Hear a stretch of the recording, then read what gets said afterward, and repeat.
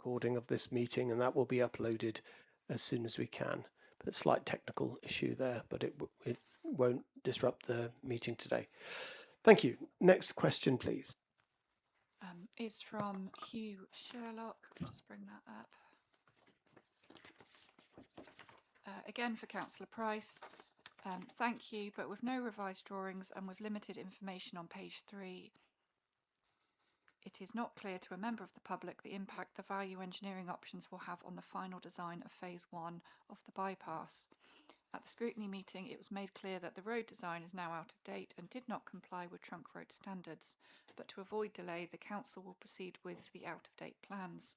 In view of these comments, and along with the proposed value engineering options, what agreement does Herefordshire Council have with Highways England that the Council's preferred road construction will result in the Southern Link Road being acceptable to be adopted as part of the new A49 trunk road? Councillor Price. Yes, thank you for your supplementary question. At no time during the scrutiny meeting were the road designs said to be out of date. A review of the original design found to be compliant with standards including the DMRB trunk road standards. A couple of minor changes were made to drainage designs, but nothing that would make it non-compliant. The designs of phase 1 are in compliance, so they could potentially be adopted as trunk road in the future. Thank you. Thank you, Councillor Price. Next question, please. Is from Andrew Barnes, again for Councillor Price. Thank you for your response. Whilst I acknowledge that the Council has commissioned detailed traffic modelling as part of this project, from the publicly disclosed documents, it is not evident that the modelling has considered the scenario referred to in my question. Furthermore, it must be recognised that frequently real-life outcomes differ from the prior modelling, however detailed. In the Council's reports, many references are made to the difficulties faced by residents and the school along Walnut Tree Avenue. I am concerned that the Council should not inadvertently create a similar or worse situation along the route that I have described in my original question.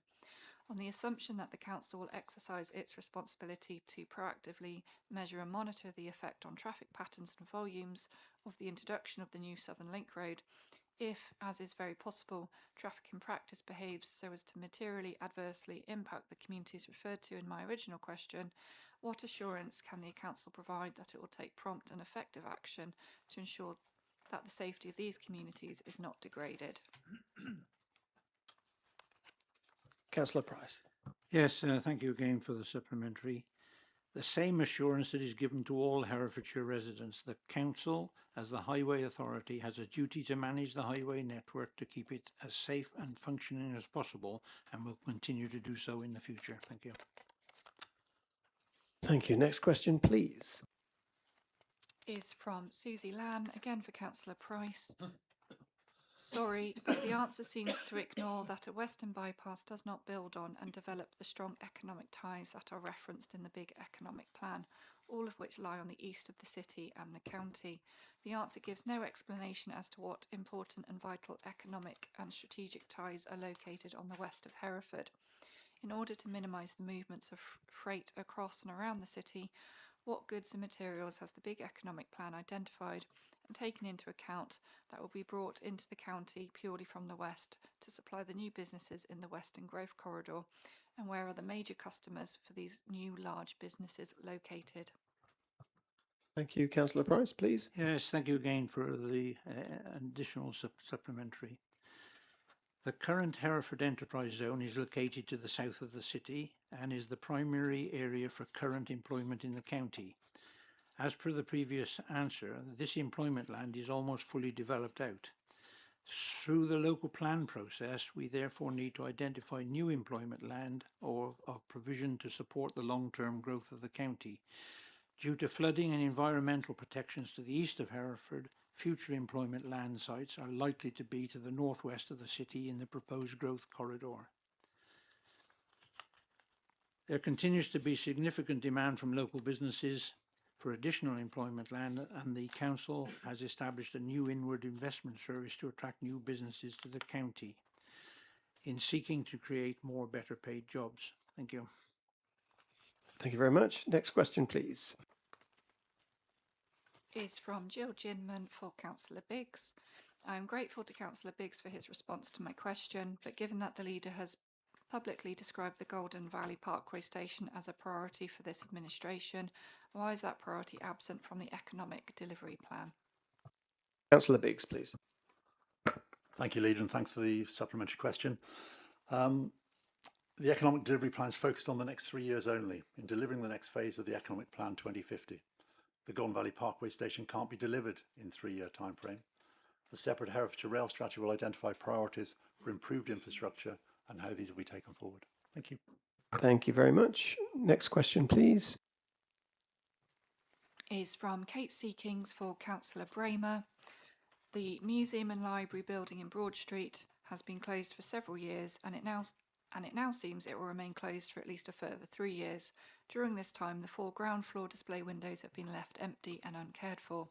Why have the council not used this key town centre display area to exhibit for residents the plans and progress of the building, rather than leaving the impression that the building is permanently closed? And when will the council fill the windows with up-to-date and ongoing communications about the museum and library services for residents? Thank you for the question. And Councillor Bramer, please. Yes, thank you, Ms. Seekins, for your supplementary question. I hope you hear this, as my microphone appears to be cutting in and out, or at least the sound is. But as far as the museum and library is concerned, there are regular works undertaken within the building, as far as and the investigations are required to inform the design of the building, and as identified, unfortunately, there's significant asbestos within, which is a health and safety risk. So whilst these works are going on, it would not be possible to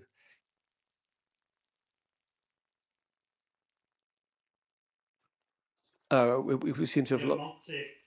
Sorry, Councillor Bramer, could you just repeat the last bit of the answer, please, because the microphone cut out? Okay, there are regular monthly updates regarding the project on the council website, and the museum service is extremely proactive in communicating with thousands of residents across the county. So I hope that will suffice whilst the works are being undertaken. Okay, thank you very much. Thank you, Councillor Bramer. Next question, please. Is from Jim Hardy for Councillor Biggs. Your response to my original question clearly avoids answering where the response of the Environment Board to the consultation on the Big Economic Plan can be found. This does not accord with the Nolan principles of openness. The vision of the Big Economic Plan includes that in 2050 Herefordshire is a vibrant, healthy, zero carbon place, and we have protected our rich natural environment. If the Environment Board has in fact met, where can the public access a record of its membership and its response to the consultation? Councillor Biggs, please. Thank you, Leader, and again, thanks for the supplementary. As per the previous response, a representative from the Herefordshire Environment Board is a member of the Economy and Place Board that's led the development of the delivery plan. They attended and directly fed in views on behalf of the Environment Board into the development of the strategy, including attending workshops. These views have been reflected in the finalised delivery plan. It was approved by all of the Economy and Place Board prior to come to Cabinet for this meeting for the Council to adopt. Thank you. Thank you very much. Next question, please. Is from Mrs. Moravieska, and she'll ask it in person. Okay, thank you very much. In your own time, please.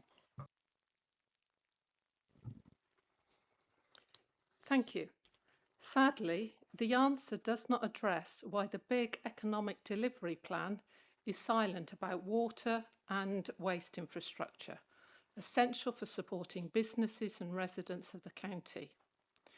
The Council is well aware the Western Growth Corridor poses a significant risk to polluting the fresh water supplies for 2 of the county's major employers, risking the loss of over 3,000 jobs.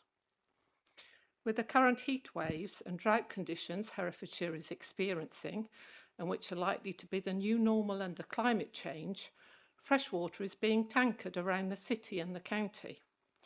The River Wye is dangerously low and too hot for many of its protected species to survive.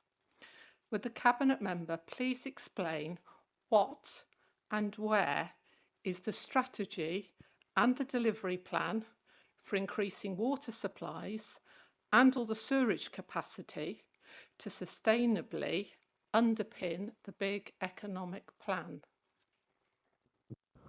Thank you very much, Mrs. Morawiecka. And Councillor Swinglehurst, can you take the question, please?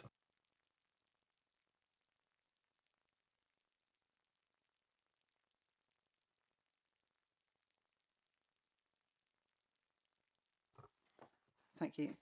Thank you, Leader. Thank you, Mrs. Morawiecka, for your supplementary question. As per the previous answer, the development of the local plan is the statutory strategy for identifying future land use and the infrastructure requirements for the county in consultation with the utility providers. Economic priorities are fully considered in the development of the local plan. Once adopted, Welsh Water are responsible for ensuring that water supplies and sewerage capacity is then in place to meet this long-term growth. Thank you. Thank you very much. Next question, please. Is from Mr. McBride for Councillor Hurcombe. Many thanks for your reply to my question about the River Monnow flooding in Clodagh. I was interested to read that the flooding occurred 150 metres upstream of the bridge. In fact, the flooding first occurred at Monnow Cottage, which is approximately 20-30 metres from the bridge. Could it possibly be that the sheer quantity of water could not pass through the arches of the bridge because one of them is partially blocked and so backs up and floods further upstream? By taking away the concrete debris, it would increase the flow and may well prevent flooding or certainly reduce its impact by allowing more water to flow. Our own councillor Matthew Engels has been here when the river was high and has seen the difference in flow between the two arches.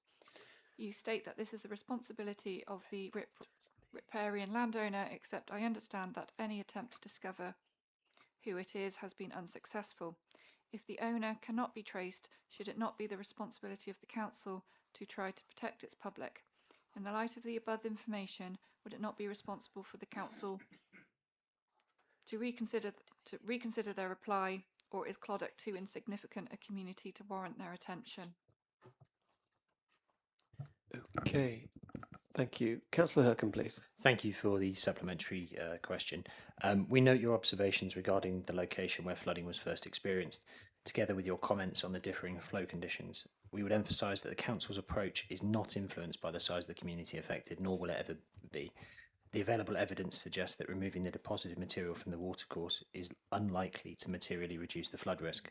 Furthermore, the council does not have a legal responsibility to undertake works at this location. Nevertheless, given the uncertainty regarding ownership and maintenance responsibility for this section of watercourse, together with the relatively low cost of removal, the flood risk management team will seek to arrange these works. This should not be interpreted as an acknowledgement of liability, nor as evidence that the deposited material is a cause of flooding. Any such intervention would remain subject to environmental, legal and resource considerations. Thank you very much, Councillor Hurcombe. Next question, please. Is from Olga McBride for, again, Councillor Hurcombe. Thank you for your reply, though it does not answer the question. While the collapsed drain outside of Clodagh Church Lich Gate may not prevent the Monnow from flooding, it does help keep the road drained and safe by reducing the amount of water that fills the road with every heavy rainfall. While I welcome that once again there are white arrows pointing out our drains, this specific one was identified by the council services as collapsed and malfunctioning in 2025, if not 2024. Last year, the White Paint Brigade added the word collapsed and indicated that it no longer functioned properly. No remedial works has taken place since. So my question remains, when will this drain be mended? Thank you for the supplementary question. Working with colleagues in highways maintenance, the flood risk management team will seek to have any necessary repair works completed before the end of the financial year, subject to operational and resource constraints. Thank you very much. And I understand that the next question is by Mr. Milne. In your own time, Mr. Milne, please.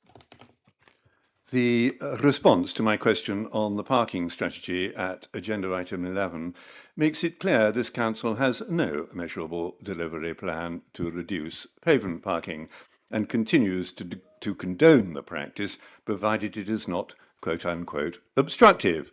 in spite of the fact that driving on pavements, necessary to park on them, is illegal under Section 34 of the Road Traffic Act 1988. One wonders what this administration considers to be obstructive pavement parking. How much space, feet and inches if you like, would it expect to be left by vehicles parked on the pavement before it considers them obstructive? And what action would it take, bearing in mind the Department of Transport's mobility guidance recommends a minimum of 2 metres to allow wheelchair users to pass safely? Thank you for the question, Mr. Milne. Councillor Durkin, please. Thank you, Leader. Thank you, Mr. Milne, for the supplementary. The enforcement of obstructive parking on pavements is carried out by the police. The question about the definition of obstruction and the action that would need to be taken against obstructive parking should be directed to the West Mercia Police. If the council receives reports of obstructive parking, it will redirect these matters to the police. The government are proposing to introduce new powers for councils, and should this be introduced to tackle pavement parking as outlined in the response above, the council will be able to have a more proactive role in enforcing of pavement parking obstructions. Thank you very much for that clarification, Councillor Durkin. And next question, please. Is from Ruth Sherlock for Councillor Biggs. The last local plan did not have any focus on investing in healthcare infrastructure. As the local population has grown, residents regularly face issues with continued pressure on Hereford's A&E and other hospital departments and trying to access good healthcare. Expanding NHS dentistry and medical care would provide new, well-paid jobs across the county, improve health outcomes, retain more residents in the workforce, and make the county an attractive place for investors, all of which aligns with the objectives of the plan. If the economic delivery plan does not sit in isolation and there is a joined-up approach, what investment in health infrastructure does the delivery plan promote to ensure residents enjoy healthy lives into older age? Thank you very much for the question. Councillor Biggs, please. Thank you, Leader, and thanks for the supplementary. As per the previous response, the economic delivery plan is focused on supporting economic growth over the next 3 years and not healthcare infrastructure. The development of the local plan has and will continue to have engagement with and input from all healthcare providers to understand their growth land needs. Plans to then establish these new facilities lie with the NHS and Wye Valley Trust and the wider healthcare sector. It is not a council lead priority or responsibility. Thank you very much for that clarification and answer. And the last supplementary question, please. Is Miss Reid, I'll just see, did you want to answer in person? No, okay. So it's for Councillor Powell. The Minister's letter highlights the importance of bringing service budgets more closely in line with comparable services elsewhere. I interpret this as meaning to reduce the budget to be in line with statistical neighbours, similar areas to Herefordshire. According to Local Authority Interactive Tool, the looked after child rate per 10,000 on 31st of March 2025, latest data, is Herefordshire 100, statistical neighbours 67. The financial cost of children in care is very high. Of course, there are detrimental effects to the children and their families. How are you going to reduce the rate of children in care to that of Herefordshire's statistical neighbours, for example by reunification at pace of as many children as possible with their families and family networks? Thank you for the question. And Councillor Powell, please. Thanks, Leader. Thanks, Ms Reid, for your supplementary. Children's Services budget is more than just the placement budget for children in care. And whilst investment has been made to enable improvement of children's services, the budget for the past 2 years has included savings targets which have been delivered in full and on time. And additional investment has been reduced so that the services are now working on what is an appropriate budget for children's services. There is no comparative budget for children's services with regard to statistical neighbour and England averages. Ofsted, however, has previously commented that the budget for children's services in Herefordshire is both appropriate and realistic.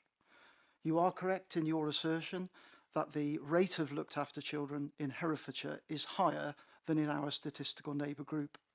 However, it is important to understand that over the past 3 years, the rate of looked after children has seen a continued reduction.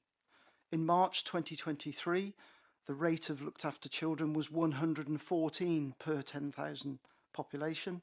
As at Q1 in this current year, that rate has reduced to 94.4 per 10,000. The reduction is a result of the service working to achieve safe and timely permanence for children in care. Permanency includes rehabilitation to family care, where it is safe to do so, and also includes adoption and special guardianship. The service has also embraced a model of relationship-based practice, which is a strength-based approach to working with families to first and foremost help them care where it is safe to do so for their children, and importantly to avoid children having to come into care. The combination of this work is showing a continued trajectory of reduction towards the level of statistical neighbours. However, it is important to state that the statistical neighbour average of children in care is but one of many indicators monitored by the service. Thank you very much for that comprehensive answer, Councillor Powell. More on children's services shortly. And thank you to all members of the public for those questions. We now move to agenda item 5, which is the questions received from councillors of this council. And the first question is from Councillor Toynbee. Have we received a supplementary? Yes, so the first supplementary is for Councillor Biggs. Thank you for the clarity that, in fact, Herefordshire's 2023 Big Economic Plan has not been supplanted but remains in force, and that the Big Economic Delivery Plan being considered by Cabinet today is to enact this strategy. However, the delivery plan extends well beyond implementation and implies significant changes in the original plan, notably a shift away from a holistic economic approach as referenced in my original question. So I repeat my question. Where can we find details of which elements of the long-term strategy have been removed and what has been added and why? Councillor Biggs, please. Thank you, Leader, and thank you, Councillor Toynbee. I can reassure you, none of the existing Herefordshire Economic Plan 2050 has been removed. There are no plans to change this overarching long-term strategy. There's a lot of work completed on that for its adoption in January 23. The delivery plan actions will directly deliver the original vision for the county. The original strategy identified our sectoral strengths and opportunities. The delivery plan considers how this is consistent with and can support the delivery of the new National Industrial Strategy and Defence Industrial Strategy, in particular the county's strength in defence and security and cyber. The Herefordshire Economic Plan 2050 identifies that infrastructure constraints and the lack of availability of employment land are significant issues in terms of growth. The commitment in the Council Plan 24 to 28 now seeks to address these issues through the commitment to bring forward the bypass and the growth corridor. These are reflected in the Economic Delivery Plan. Thank you. Thank you very much. And the next, we've got one more question. Is there a supplementary, please? Yes, from Councillor Tully for Councillor Durkin. Thank you for your answer and your commitment to sharing sites when they emerge. I'm concerned about where sites that have already emerged exist in the strategy. However, planning permission for a park and choose facility north of Roman Road was approved in 2021. That site isn't a future proposal, it's an agreed piece of infrastructure. Can you reassure my residents on this side of Herefordshire that the strategy can credibly plan for new hubs without accounting for locations that already exist? And the answer, please, Councillor Durkin. Thank you, Leader. Thank you for the supplementary, Councillor Tully. The strategy commits to improving and setting the standards for park and choose locations. This will apply to existing sites, sites that have already been agreed, and new sites. Some sites may need retrospective work, which would need to be built into the financial planning. But the intention is for all existing and future park and choose sites to meet the same standards. Thank you. Thank you very much. Right, that concludes agenda item 4 and 5, questions from members of the public and councillors. Thank you to everyone who's submitted questions and to those answers that have been provided. The batting order now is for the reports from Scrutiny Committee on Adult Social Care, and the next item is the CQC assessment report. But I'm just going to change that. I would like to discuss the Children's Services statutory direction next, and then we will go back to scrutiny. Then we will go to the CQC report. So if we can just jump slightly forward to the agenda item 8, and we will go back to 6 and 7 after this. The purpose of the report is to present to Cabinet the outcome of the inspection of the local authority children's services, which took place on the 10th to the 21st of November, and the lifting of the statutory direction. So the item begins on page 59 of the agenda pack, and I will hand over to Councillor Powell to introduce the item. Thank you. Thank you, Leader. Cabinet, this doesn't need a huge introduction from me, but it is my reflection. This is a huge moment for Herefordshire Council. Amongst your papers are the statutory direction notice, the report from the Children's Commissioner, and the Ofsted inspection report conducted over the period the 10th of 12th November 2025, but published in January 2026. And a reminder that the Ofsted judgment was good overall, with a judgment of outstanding for the impact of leaders on social work practice with children and families. I just want to draw your attention to a few elements of the Commissioner's report. I, together with the Director, the Leader and the Chief Executive, were present when the Commissioner presented her report to representatives from the Government Department for Education in June 2026. And obviously that report was a feature of that. The elements I'd like to pick out are these. The Commissioner identifies that the concise and coherent improvement plan was embraced by leaders at all levels and owned by frontline staff who understood their role in the changes that were needed. The Chief Executive, the Leader and the lead member were reported as being fully engaged, and Children's Services were rightly considered to be a high priority for this Council. In the section on independent scrutiny and external assurance, the Commissioner reported that Herefordshire Council are proactively engaging with the Children's Social Care Reform Agenda, including the Families First Partnership implementation, that being embraced by all partners. The Commissioner also reported that children's voices are increasingly shaping service design, practice development and strategic priorities, and show clear evidence of meaningful engagement across the system. The Commissioner also reported that the ongoing commitment of the Chief Executive, the Leader and I, working with the Director of Children's Services, provide confidence that the transition will be well managed and avoid any disruption to Children's Services delivery and continued improvement. This will and should remain an area of active interest for the residents of Herefordshire, as demonstrated by the public and supplementary question today. We are, of course, proud of our achievements to date, but Cabinet and the residents of Hereford should be assured that our work does not stop here. We remain focused on implementing national reforms, including those in the Families First programme and the reform to special educational needs and disability education. I would like to thank the Director of Children's Services and her top team, every member of our children's workforce and our partners, other partners within the Council and external, and in particular our frontline staff whose dedication has transformed the service and helped drive lasting change. And importantly, I'd like to recognise and thank our children's and families' contribution who have helped towards this achievement.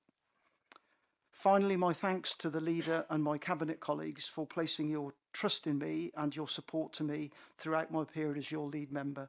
And so I invite Cabinet to note the improvements made in children's services as reported by the Children's Commissioner, inspected by Ofsted, and to note the formal lifting of the statutory direction placed on children's services. Thank you, Councillor Powell.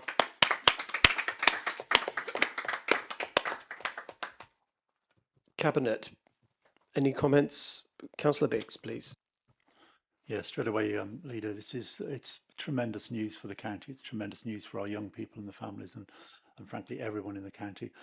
I'd like to be the first of amongst many to just congratulate Councillor Powell, Tina, and the whole team for what they've achieved.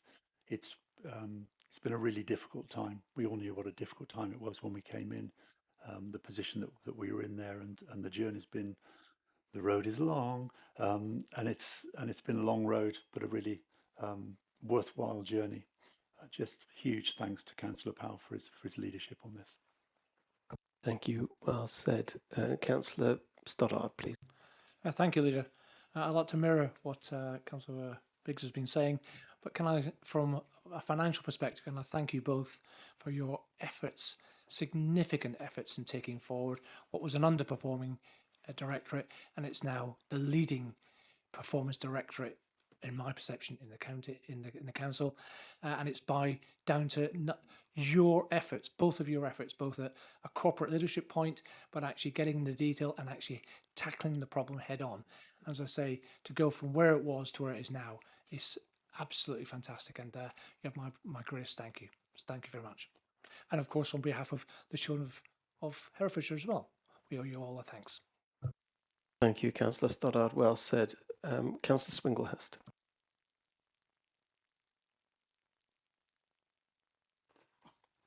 Sorry. Yeah, the road is long, and so I'm going to change metaphor. So it's the tunnel, and sometimes it felt as if that glimmering light at the end was just going to gutter and die. And here we are now. It feels like we've come out the other end of something. And I know that you're impatient for a continued improvement. That's the standard that you set. It's very impressive. It's outstanding. The fact that the two areas for improvement noted in the ILACS report, okay, we're already onto that, plus another 8 that the service has picked up on. So it's not about just meeting the ILAC standard, it's exceeding that. And I think that certainly gives me a great deal of confidence for the future. I was struck by a phrase in the Commissioner's report about a culture of methodical and systematic improvement that represents a significant shift away from the more crisis-driven culture of the past. And I have noted previously that what we've seen is a calm grip, just absolutely steady firm things, which is I think what's brought tremendous improvement. When I read the Commissioner's letter, in my head there were fireworks and an open top bus and streamers and music, but that's not what we do in a local authority. So I don't know, maybe a cupcake, and then you'll just be back to business. But we know how much it matters. We know how much it means. We know. Thank you. Excellent. Thank you, Councillor Swinglehurst. Any more comments from Cabinet? If not, before we go to group leaders, I would just like to hand the microphone over to Councillor Fagan, who's the Chair of Children's Scrutiny, for her comments, please. Thank you, Councillor Lester. Hopefully you can hear me okay. Right, so this really is a good news story, and congratulations to everybody who's been involved in enabling the statutory direction to be revoked. It's been a long and difficult journey for Herefordshire, for the families and children, but the leadership that's been displayed has been excellent. And I note that the Minister for Children and Families, Josh McAllister, who is the architect of reform for children's social care in the UK, singled out your commitment, Councillor Lester, to closely monitoring the performance of children's services. And I think that is really important. Over the course of the statutory direction, the Children and Young People Scrutiny Committee has tracked the progress and has ensured that it is added value and challenge as a critical friend along the journey. The Early Help Task and Finish report, which will be brought to Cabinet after the summer, and is in the process of that task and finish, we looked in detail at the early help offer for families and how that is changing under the Families First programme, alongside significant changes in children's social care, SEND, and the implementation of family hubs closer to our rural localities. so that families can better access support.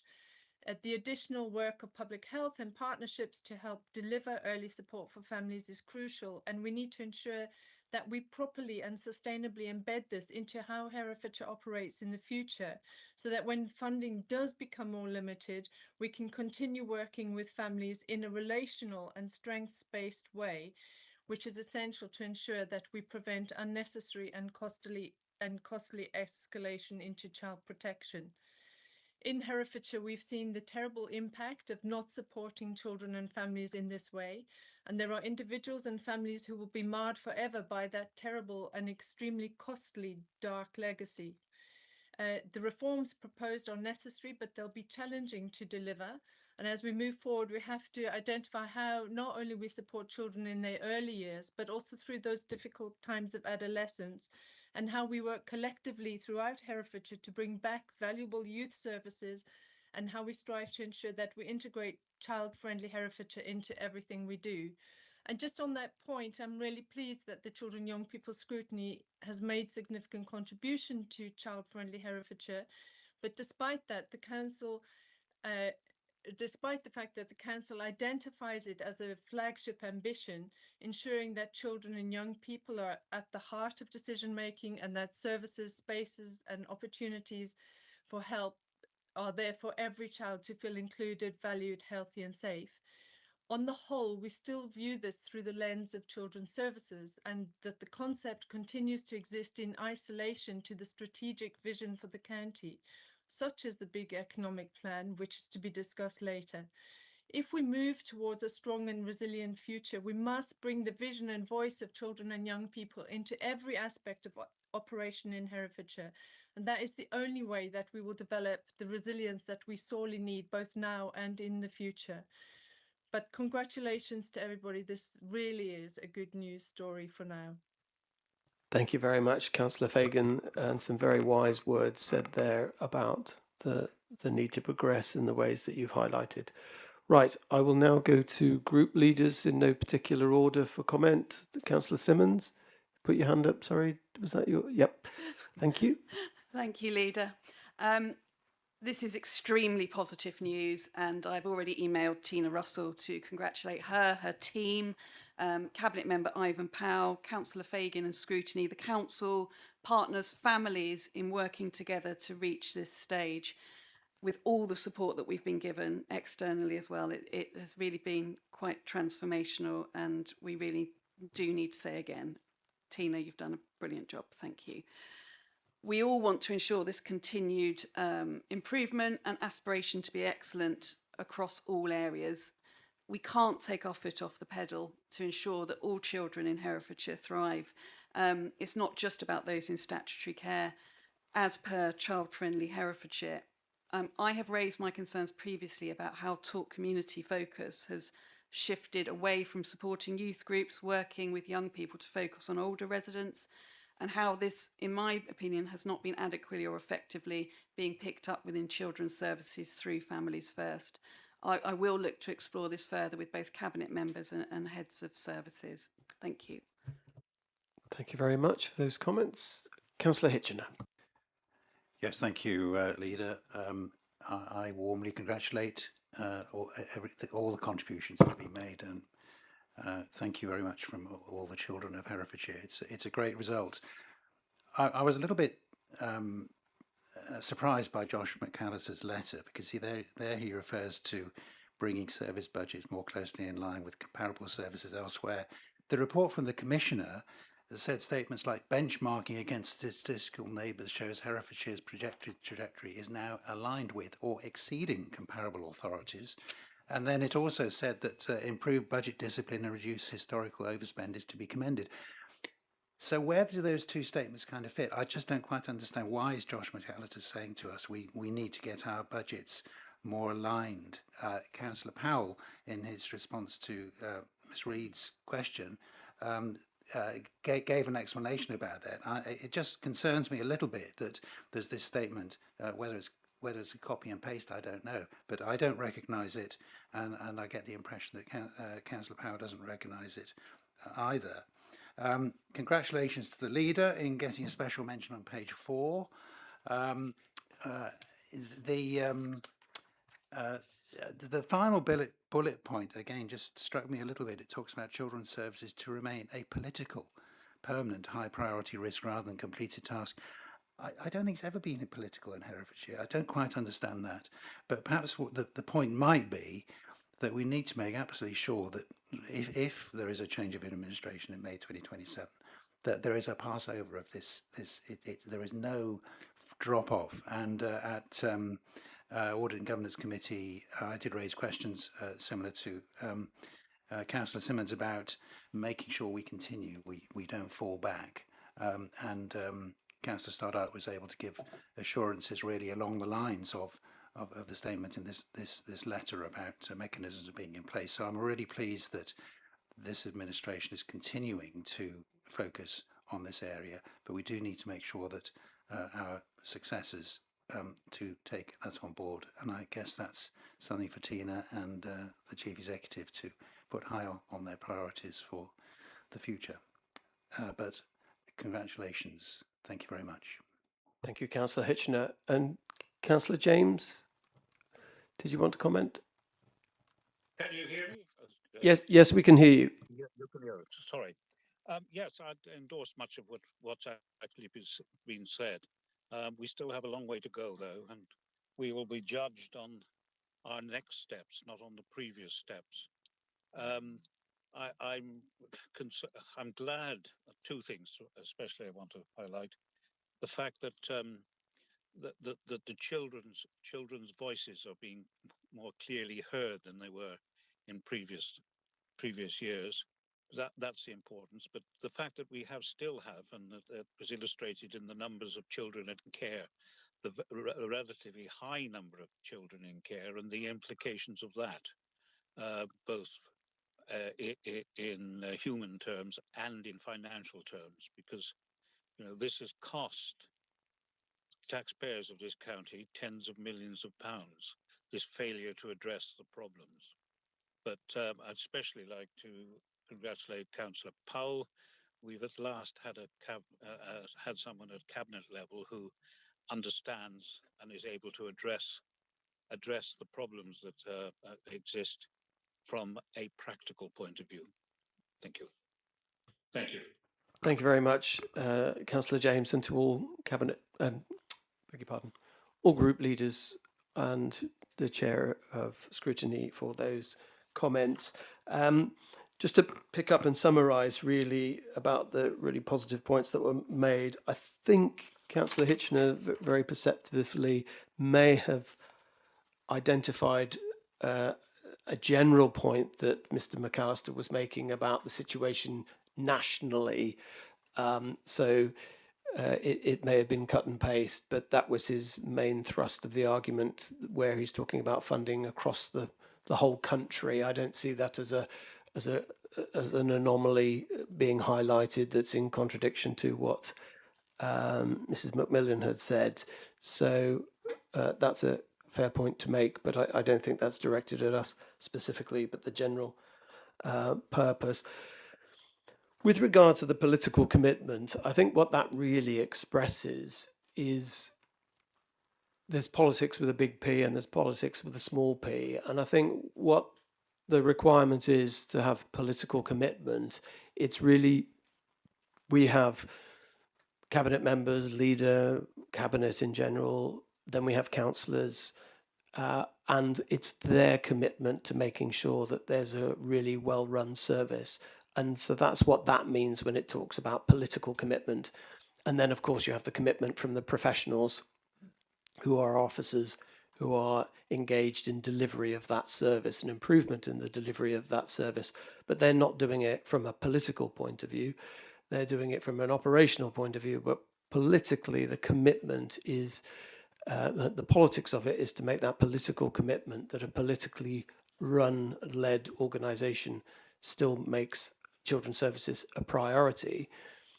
I go back to June 2023, and that was the first cabinet meeting that we had in the new administration.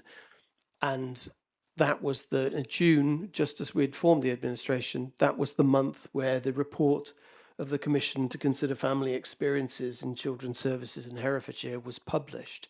Now, that report was extremely difficult to read, and I made a point of having that report in my office, on my desk, and lots of papers come and go on my desk, but this report has remained on my desk since June 2023, and I was never going to file this away until I was confident that we've gone and got rid of the statutory regulation the statutory direction.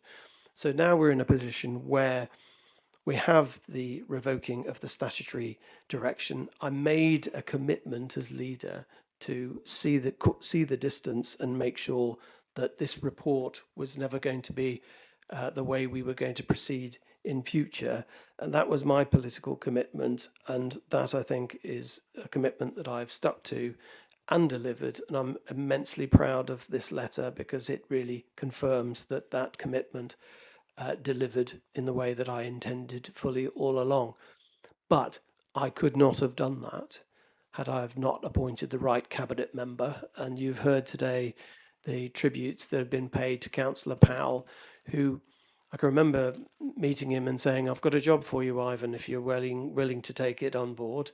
And he didn't flinch for 1 second.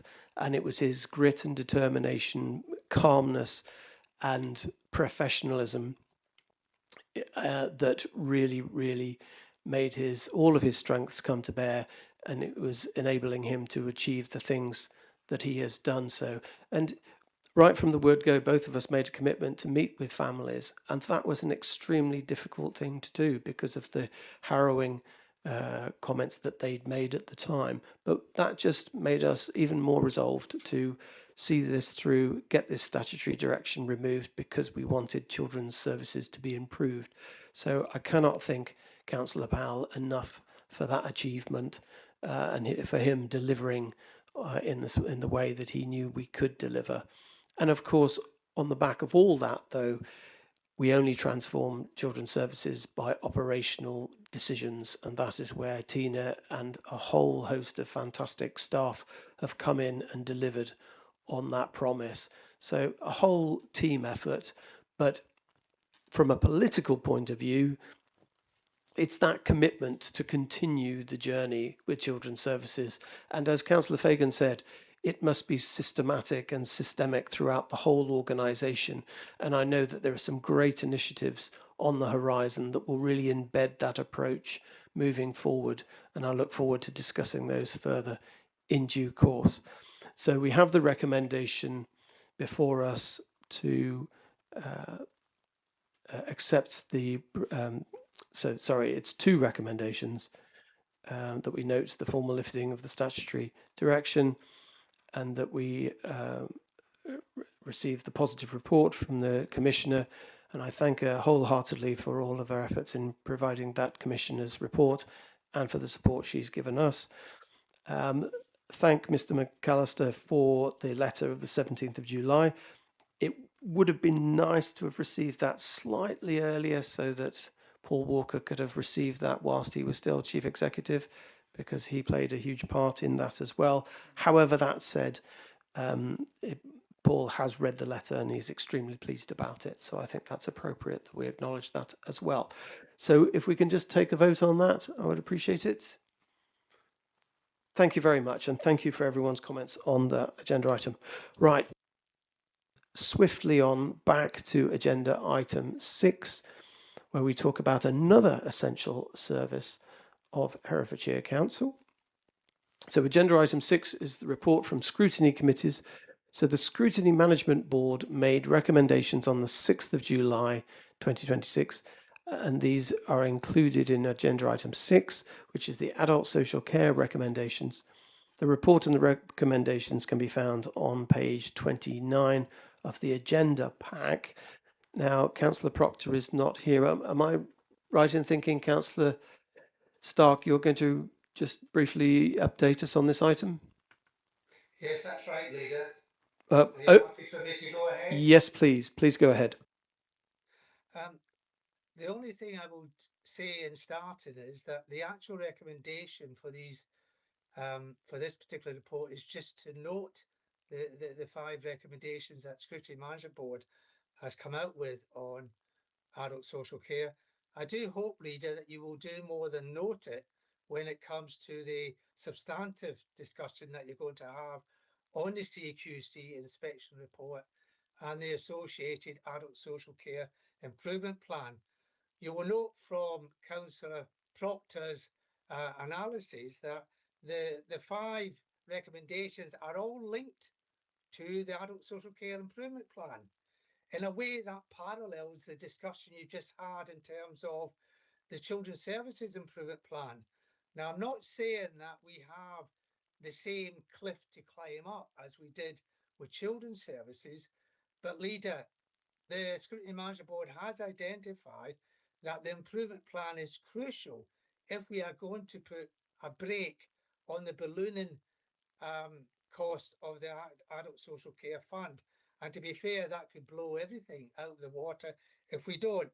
So the message I want to get across today from the 5 recommendations that we have set out before you is that you do act on them with, I think, speed, that they are there to facilitate the progress on the improvement plan, because there is a journey, if you want to call it that, still to be had there. And all I can say beyond that is that we as a Scrutiny Management Board look forward to getting the response from you in due course. But I think the timing here means that you really do need to be looking at these and taking account of these in the next item that you're going to discuss. Thank you very much, Leader. Thank you for those very useful comments, absolutely. And we will move swiftly on to the item where we are addressing the comments. But just to say thank you to the Scrutiny Management Board who've shone a light on an extremely important service of the Council, and we thank them for their recommendations. But I will move swiftly on to agenda item 7, which is the assessment report. And the purpose of the report is to present to Cabinet the outcome of the CQC assessment and to approve Herefordshire's Assurance Improvement Plan for 26-27. So the agenda item begins on page 33. And I will now ask Councillor Gandhi to present the item. Thank you. Thank you. So the CQC assessment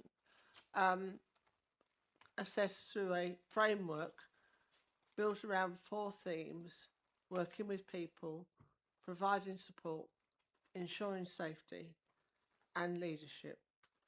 And they arrived in September on a 4-day visit, and the report was not published until 9 months later. And as you can imagine, a lot of improvements had already been made by the time the report was published. There were no surprises in the report, whether they be comments of where we are doing well, or whether they were comments where we needed improvement. We were aware of all of those comments. We also recognised that among the areas that we needed to do better on was working with our unpaid carers, our assessment waiting lists, and which is mainly partly due to a shortage of OT staff and reablement. For your knowledge, immediately we were able to speak about the report. We notified all staff, and we then did a number of webinars where we informed. We did 2 webinars for members where we informed them of the results, and we also did it with our partners and our voluntary sector and other groups that we work with. With regards to the action plan, we started work on that almost from the moment that the CQC walked out the door. And we have been working on that, as you can see, ever since that day. I was concerned as the Cabinet member that there were parts of the report which were not so good, that would negatively impact upon our staff. And they are, in this instance, at this time, they are the most important people to receive the report. Hang on. I think we've got a commercial break. What's yours? It's mine.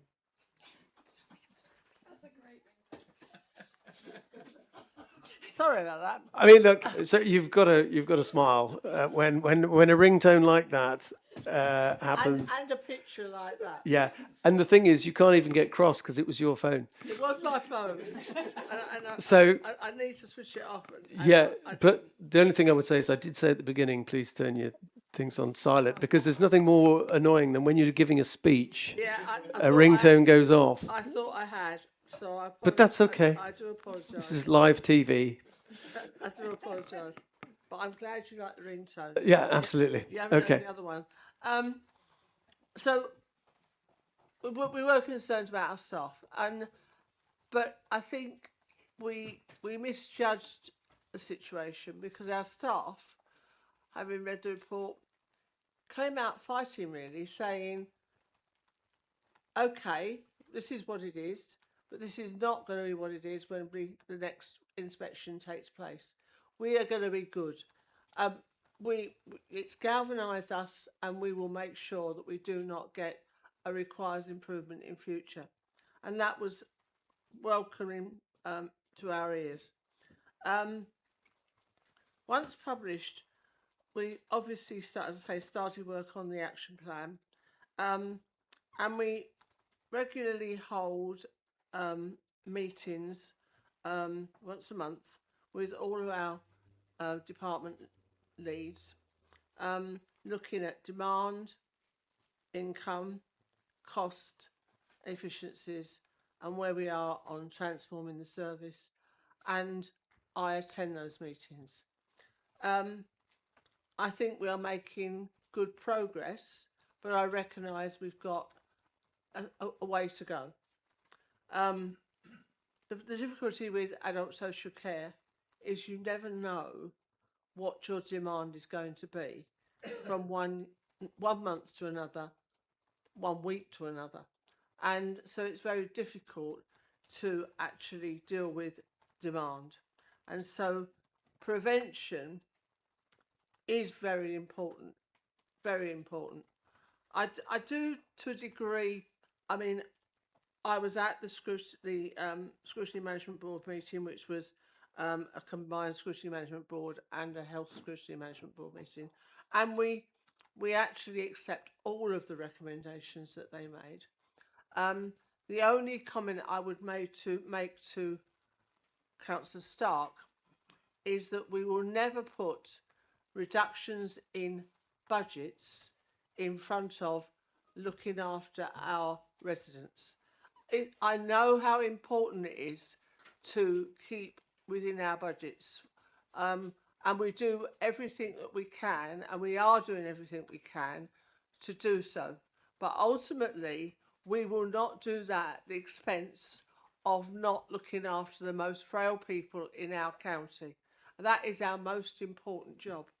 And so I hope when you read the so one of the recommendations that Scrutiny made, we have incorporated into the improvement plan already, which is around strengthening the measures in there, so that we have a set of delivery measures.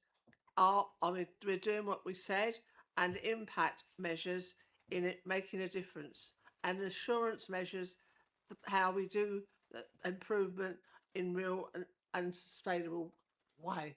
But as I say again, and I will always stick by this, I will not put the savings of money within our directorate in front of looking after some of the most frail and needy people within our community. Thank you. Thank you, Councillor Gandhi, and thank you for embracing fully the recommendations of the Scrutiny committee and for highlighting that lots of work is already in progress right from the word go.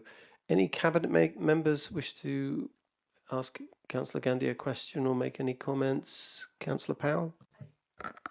Thanks, Councillor Gandhi, for your overview and assessment. This is a comment rather than a question.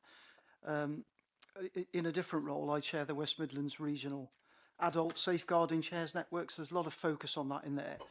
And one of the biggest areas of focus of that group is on the safeguarding element. So it is assuring to note in the CQC inspection assessment of Herefordshire, there is recognition of strong safeguarding arrangements. And just kind of an additional point, you could be forgiven, particularly given the conversations being led by the current Prime Minister, you could be forgiven for thinking that this agenda is very much about older people and frailty, when in actual fact, there are a significant proportion of our residents who are younger, but have a variety of care and support needs. So it's always important to reflect on that point, because we can be stereotypical sometimes. But I just wanted to make the point about the strength of the safeguarding element. Thank you very much. And I mean, you know, the point is, when the CQC assessment was done, the conclusion was that people feel safe and are kept safe, and we're rated good for safeguarding processes, systems and practices, which is a real strength. Any other cabinet members? Councillor Stoddart, please. Thank you very much, Leader. I'd like to go on record and commend Councillor Gandhi and Hilary for their hard work, and I fully appreciate the ethos and point that she makes about she will not therefore put financial points in front of care. However, in my capacity as the financial member, what I would like to do is to draw attention to para 10 of the report and the 7 action plans, which I would draw her attention to, that go back to children and young people's services. Sometimes it's not just about the costs of things, it's about understanding how the service is delivered, and it could be done in a compassionate, caring way without just throwing cash at things. And therefore what I hope is that those improvement plan will support community wellbeing in meeting their financial targets for the coming year. Thank you very much. Thank you. Councillor Price, and then we'll move swiftly on to group leaders. Yeah, I was going to be very careful of what I said about finances, as in Councillor Gandhi was, and we have great long debates about finance and what have you. You do sit on the biggest council budget of £90 million-ish, which is a staggering amount of money, which goes out every year.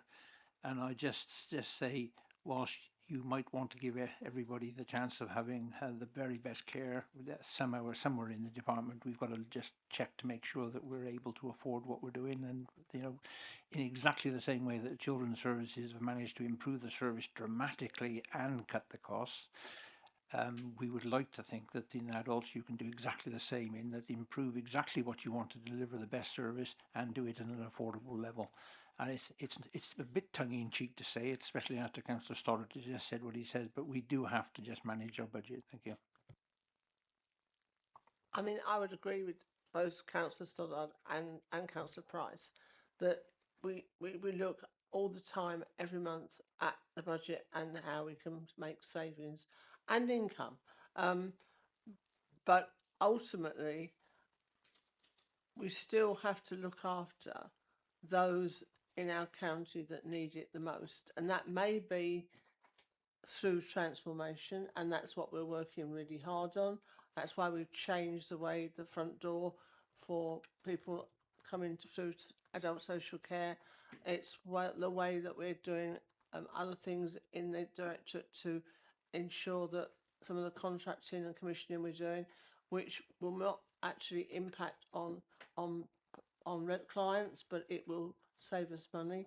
But what Councillor Stark said was more around how did we stop the ballooning of the exercise, and I have to make it clear that, you know, ultimately whatever we do and whatever budget we come out with, we will have worked our hardest to get it to the right figure.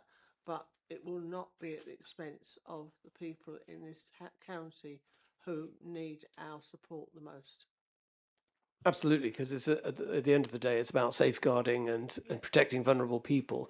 But I think there's many different strands that we can approach, isn't this, at with regard to prevention, better healthcare, better looking after people, better ways that society can help and assist people. And there's a whole raft of initiatives through the health and well-being agenda, as well as adult social care, that are being embraced. And there's a whole raft of technologies as well that are helping people to be supported in their living independently. So there's a huge amount of work yet to be done to fully harness the benefits there. So I think whilst we must always keep our eye on the pennies and there's a limited resources, there is always going to be many different ways we can address these issues. Right. And just to say, with regard to technology, just at this moment in time, we are going into every community hospital and showing staff and visitors the technology that we can provide to save people going into residential accommodation. And we've now actually been given permission to go into Wye Valley Trust's main hospital, which I will be doing in a couple of weeks' time with the staff, and showing people there what we can provide for them that will stop them having to go into residential accommodation. It doesn't mean they won't at some stage in the future, but it may delay it for a number of years. Right, excellent. That sounds like joined up working to me. Right, okay, go to group leaders, and Councillor Simmons has indicated first. Thank you, Leader. It's clearly been a really difficult time for Hilary, her team and our partners. I've seen how seriously this has been taken, and the comments by Hilary, her team and the Cabinet member. Adult Wellbeing and SMB have both had the opportunity to examine this plan, and you've heard Councillor Stark's comments today on the importance of taking on board scrutiny recommendations. It'll be really interesting to see if or what shape the government's reforms to adult social care take, and whether this can influence the difficulty families have in navigating both sort of the adult social care via transition from the NHS to local authority or private providers, and the spiralling costs to both the private and public purse. But this improvement plan does really help focus the mind about the role of partners and public health, and I really welcome its implementation. Thank you. Thank you very much. And just to come in, our director, Hilary Hall, has got a call very shortly to hear an update on where the government is in their thinking on this matter. So that will be within the next half an hour. So if you see our director leave the room, it's because it's on a very important call to get a steer as to what that could entail. And so we look forward to updating all councillors on what the government's thinking is in due course. Right, okay. Councillor Hitchener, please. Leader, I wonder if I may pass to my colleague, Councillor Crockett, who is much more acquainted with this, to speak on behalf of the Independents for Herefordshire. Yes, absolutely. Sorry, Councillor Crockett. Previously, Councillor Fagan had indicated she wished to speak, which is why I asked her to speak. And because I didn't receive any notification, I didn't think you wanted to. But by all means, do so. Thank you, Leader. And this really is with two hats on. It's a member of the Independents for Herefordshire, and also I am the chairperson for the Healthcare and Wellbeing Scrutiny Committee. So whilst we welcome this report and improvement plan, and I acknowledge the commitment from Councillor Gandhi that she's just endorsed, I have two comments to make, and I'm not sure whether I'll get any answers to this or not. But the first comment is, looking at the improvement plan table, we've got 1, 2, 3, 4, 5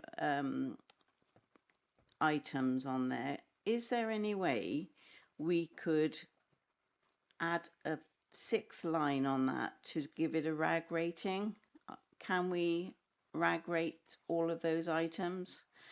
It's just something for you to think about Hilary? And also, is there a reason the identified improvements are not in chronological order? My brain works on a calendar that is in order, and if you look at, say, the first item, you've got September, October, July, and then September again. I just wondered if it could make easier reading, or whether there was a reason for that. And we all appreciate this is a new plan and additions could be made. Councillor Gandhi did mention budgets, so as an addition to these comments, I'd like to thank our Corporate Director for Community Wellbeing, Hilary, for taking part in our scrutiny meeting on Monday with the very positive verbal update on the adult social care first quarterly budget outturn. This is now a standing item on our scrutiny agenda. So, you know, just some things to think about, and it's a really good first quarter, so well done. Thank you. Thank you, Councillor Crockett. And I think Councillor Gandhi and our director will agree that the improvement plan is a living document to be reviewed as we go. So I think we will, I see nodding heads there, we will fully incorporate the thinking that you've just articulated. And as I say, we'll be developing the improvement plan. As we did with the children's improvement plan, it was a living document that was altered as we went to incorporate the ideas and the feedback. And we will be having more feedback from scrutiny, so I welcome those additions. Okay, Councillor James, did you want to make any comment? Yes, just to say, the report is in two parts. There's the actual introduction, which I've got great concerns over much of the language in that, which is rather obscure. Well, not obscure, but waffle, I think, to a certain extent. But the actual improvement plan itself, I think, is well laid out and far better than some of the ones I've seen over the years. But we've got to be careful over this particular area, because this is an exploding bomb in potential because of the costs of adult social care. They're escalating way above the level of inflation. I mean, only yesterday we had a case where a young person, I think it was an adult, who with severe learning difficulties was in care with a private provider, and the council was having to pay £12,500 a week for that care. And when the council was questioned on this particular matter, they said there is no other alternative, because no one is prepared to provide those services without an enormous cost. And so we're more or less prisoners, or we're being blackmailed by some providers in having to pay extortionate sums of money in order to provide social care for the older person. And that's going to continue, I'm afraid, unless there are changes in the regulations of government in providing those services, or they come in-house. Thank you very much for those comments, Councillor James. So that's comments from Councillor Crockett and two group leaders. So, Councillor Gandhi, I don't know if you wanted to... Oh, well, come to Councillor Powell, but I don't know if you wanted to comment any further, Councillor Gandhi. First of all, I'd like to thank Councillor Powell for pointing out that I didn't mention the safeguarding, which I should have done at the very beginning. It was a really important thing, absolutely, for myself and the directorate, that we got a good for safeguarding, and we also did for partnership working as well. I thank the contributors to the debate for their comments. I can assure Councillor Stark that we will take on board all of the recommendations that came out of the Scrutiny Management Board. We'll look at the dates and whether they can be I suspect they can. I don't see any reason. The ragging, it might be more difficult to do, but we will certainly look at it. But I just want to thank everyone and to assure you that we are doing everything we possibly can to get our budget down and to try to get in on budget. And certainly we are doing quite well on our savings target.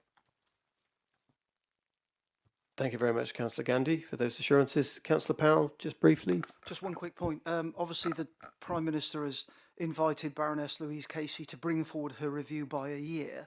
It would be unfair to put Hilary on the spot, but where there's those kind of consultations going on, sometimes partners don't contribute effectively enough, so that it may be that we have a leadership role to ensure that partners contribute meaningfully to that review, given that it's been brought forward by a year.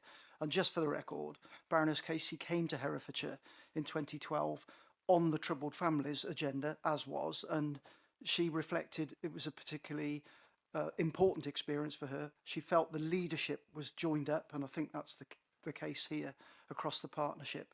So there may be an opportunity to engage more directly. My point is, the Casey review has been brought forward. Let's get to it if we need to.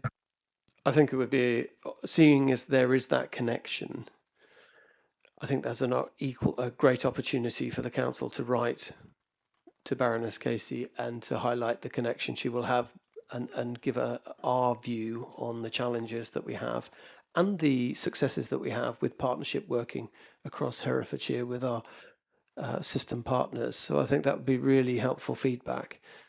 So I think we'll make that an action point to make sure that we engage fully.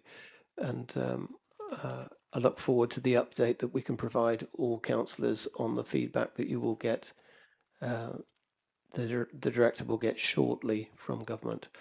Okay, thank you. So there are 3 recommendations. I would just close the item by saying, we've been talking about children's services and the improvement there. It just highlights the ability of this council to be robust in its improvement. It has the robustness and the agility to improve services. We've demonstrated it, and whilst we haven't got the mountain to climb that we did with children's services, there are key things that we want to achieve with adult services. We're on it. We've got the determination, and we've got the will through the officers, but also we have the political will through Councillor Gandy and a 100% commitment to achieve the things that we need to achieve. There are lots of things that you can doubt in local government, but you cannot doubt Councillor Gandy's commitment to addressing these issues. And so I thank her for a continued commitment in delivering what is one of the most important services we deliver, which is safeguarding our residents. So thank you very much. 3 recommendations.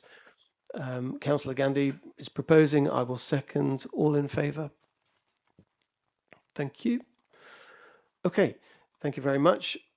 Before we go on to agenda item 9, which is the big economic delivery plan, I will just ask for a 5-minute recess so everyone can get a cup of tea, and so that this will allow Councillor Swinglehurst the ability to chair the rest of the meeting. Thank you. Can I ask for this live stream?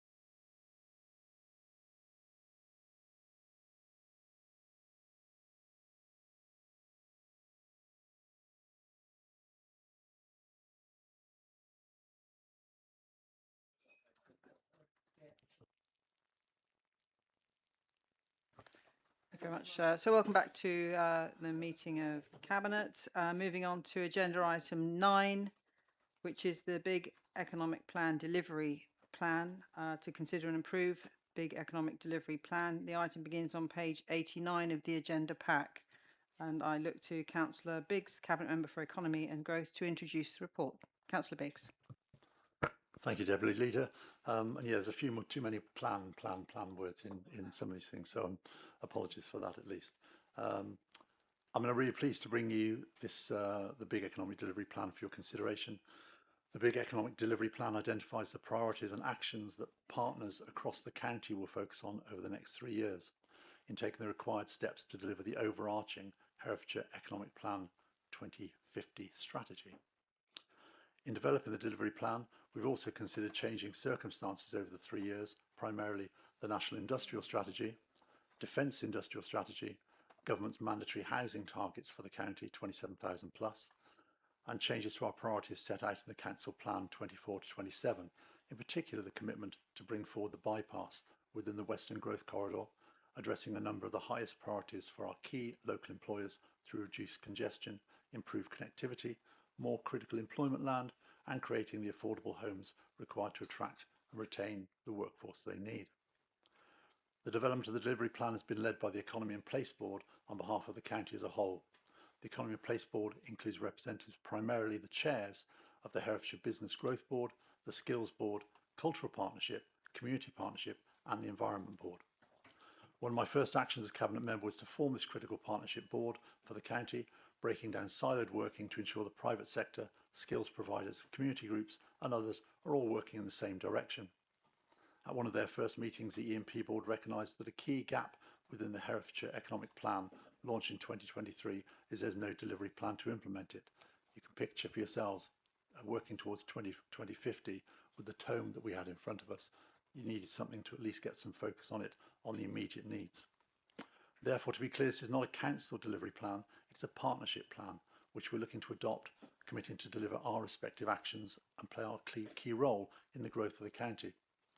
Subject to your approval today, we will now look to finalise and publish the delivery plan in September, with the EMP board then playing a critical role in overseeing its implementation and holding the respective lead partners to account. I'd like to thank all those involved in the original Big Economic Plan 2050, and also the EMP board, including the leader as chair, and all the respective wider boards and networks for all the time and contributions to delivering this plan. I have to say the chairs of the Skills Board, David Williams, and the chair of the Business Growth Board, Ada Speller, have been incredible in the amount of effort they've put into this, the work they've brought in bringing their boards in particular together, in owning this and taking it forward.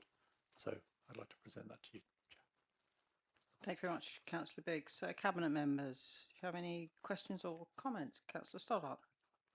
Thank you, Deputy Leader. I'd like to go on record to commend Councillor Biggs for his unrelenting efforts over the last 3 years on everything to do with economy and growth. It's refreshing to see that we've now got to this point where we're bringing this forward.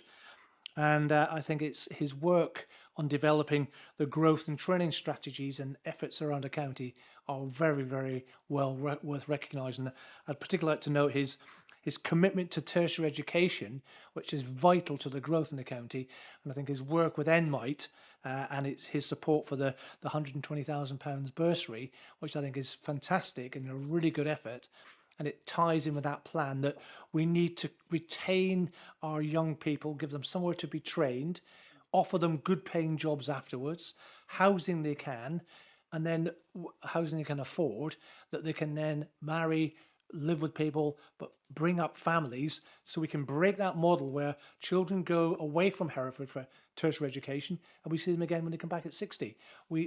It's his work that's leading on that, and I think is breaking that model. And that's where I'd like to thank him for all that work, and of course our partners as well. Thank you.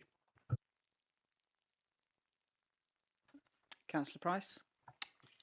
Well, it's so interesting that there's other people involved in this other than just the council, because when the council talks about economics and the economic plan, it is always centric, looking on internally, looking and navel gazing at ourselves. This is the county of Herefordshire looking at what we need to deliver.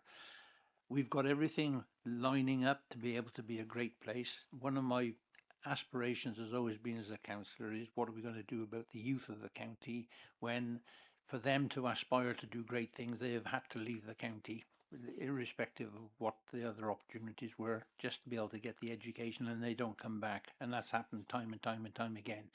We've got an opportunity here to make sure that Hereford does develop in a way that will provide some better paid jobs going forward. And it's recognised by just about everybody, and the infrastructure that's necessary to make it happen.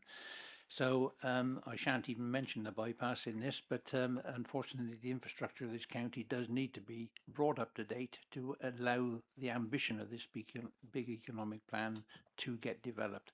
And I'm sure that Councillor Biggs, in winding up at the end of this debate, will say something along the lines of what the outside partners think about the infrastructure lack of in this county is leading to in the way that we need to get over that to enhance the potential for the youth of the county.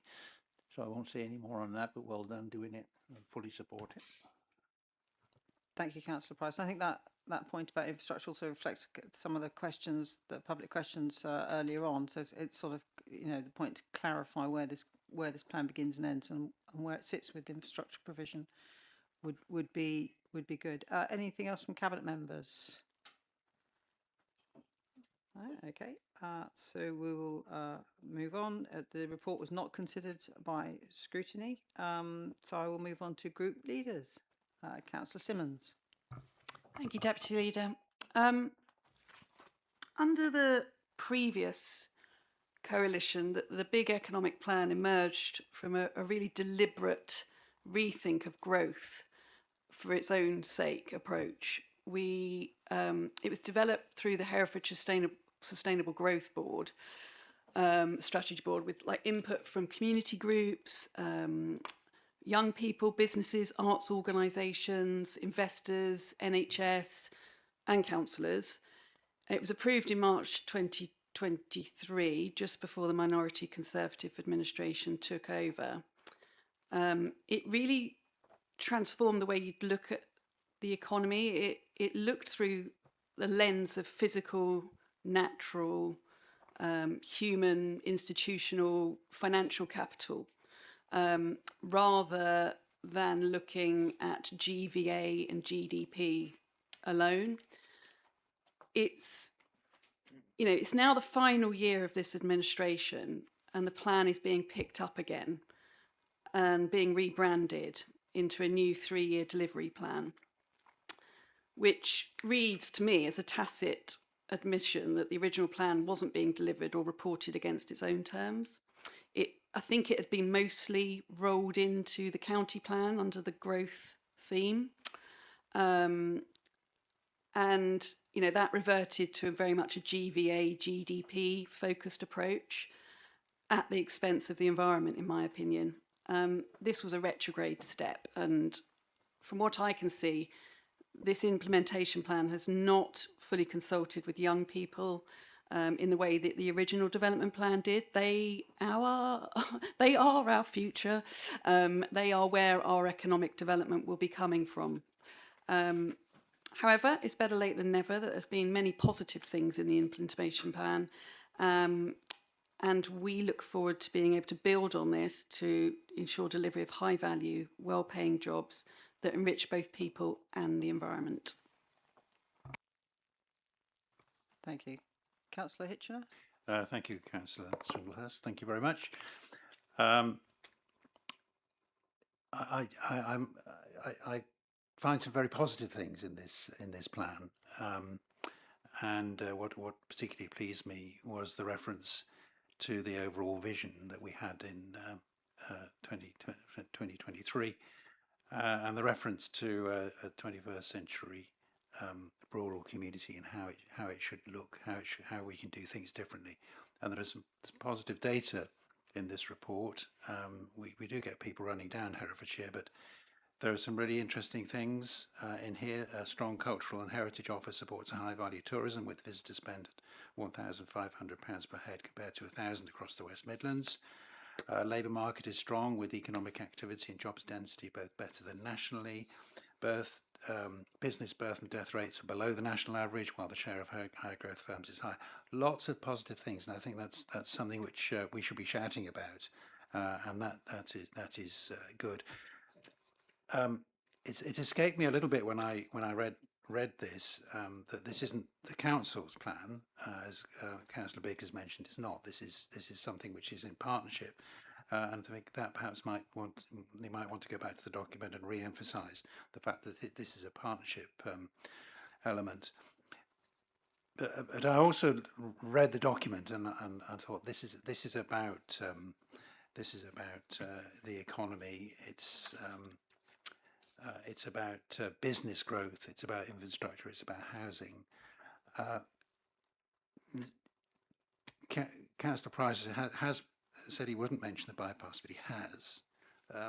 So I'm tempted to just ponder a little bit about that. The next element of the bypass is going to be a huge expense and dependent very much on third-party funding, I'd have thought, from central government, and who knows when that might happen. So I think almost the driving force should not be about the bypass. I think that almost needs to be put on one side. And similarly, the housing. How on earth are we going to get 15,000 more houses? I just don't know. When there isn't the land, there aren't the builders. So 3 elements, sort of business growth, infrastructure and housing. 2 of those, I think, have to be very careful, emphasising the wrong thing and trying to do things which perhaps are outside the remit of this, and dealing with what we've got. So what have we got? We've got a high level of retiring people coming to Herefordshire. I think we should be looking somehow, seeing that as a very positive thing.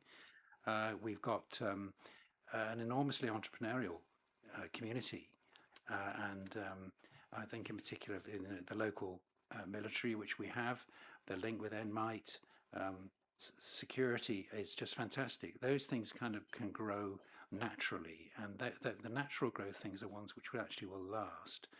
The problem we have in the county sometimes is we grow too fast, we go too big, and then things leave. So, you know, Bulmer's a classic example. It ended up leaving the county with a lot of high value jobs. We need to be able to retain somehow within the county, and I think the educational side is really important with Enmite. I think Jesse Norman's done a great role in pushing that. So, Councillor Biggs, I don't know whether any of this is of any help to you. We've got these elements of growth and things which I'm not quite sure, you know, what is good growth. You don't actually talk here about GVA very much, which I think probably is a good sign. I'm a great fan of the book Donut Economics. You know, we've got enough growth. We don't need it. Just needs to be spread around a little bit more. I think the idea that this is a partnership plan, I think, is really strong and really powerful. People shouldn't be looking to us to be able to necessarily do things, but we are the great facilitator, something which the previous chief executive would talk about. We can facilitate things. We can't necessarily do them. We can hold the bricks together. So hopefully those ramblings are of some interest. Thank you. Thank you, Councillor Hitchener. Do you have any other comments from group leaders? Councillor James? Thank you. Just to say, you know, I welcome the fact that this is not the council's plan, as it were. It's more than that, because that's been the mistake of previous councils going back to the year dot virtually, in believing that it has a major influence in facilitating economic development. It can have an issue. I mean, the worst thing that councils do is get in the way of economic development, which it happens so often.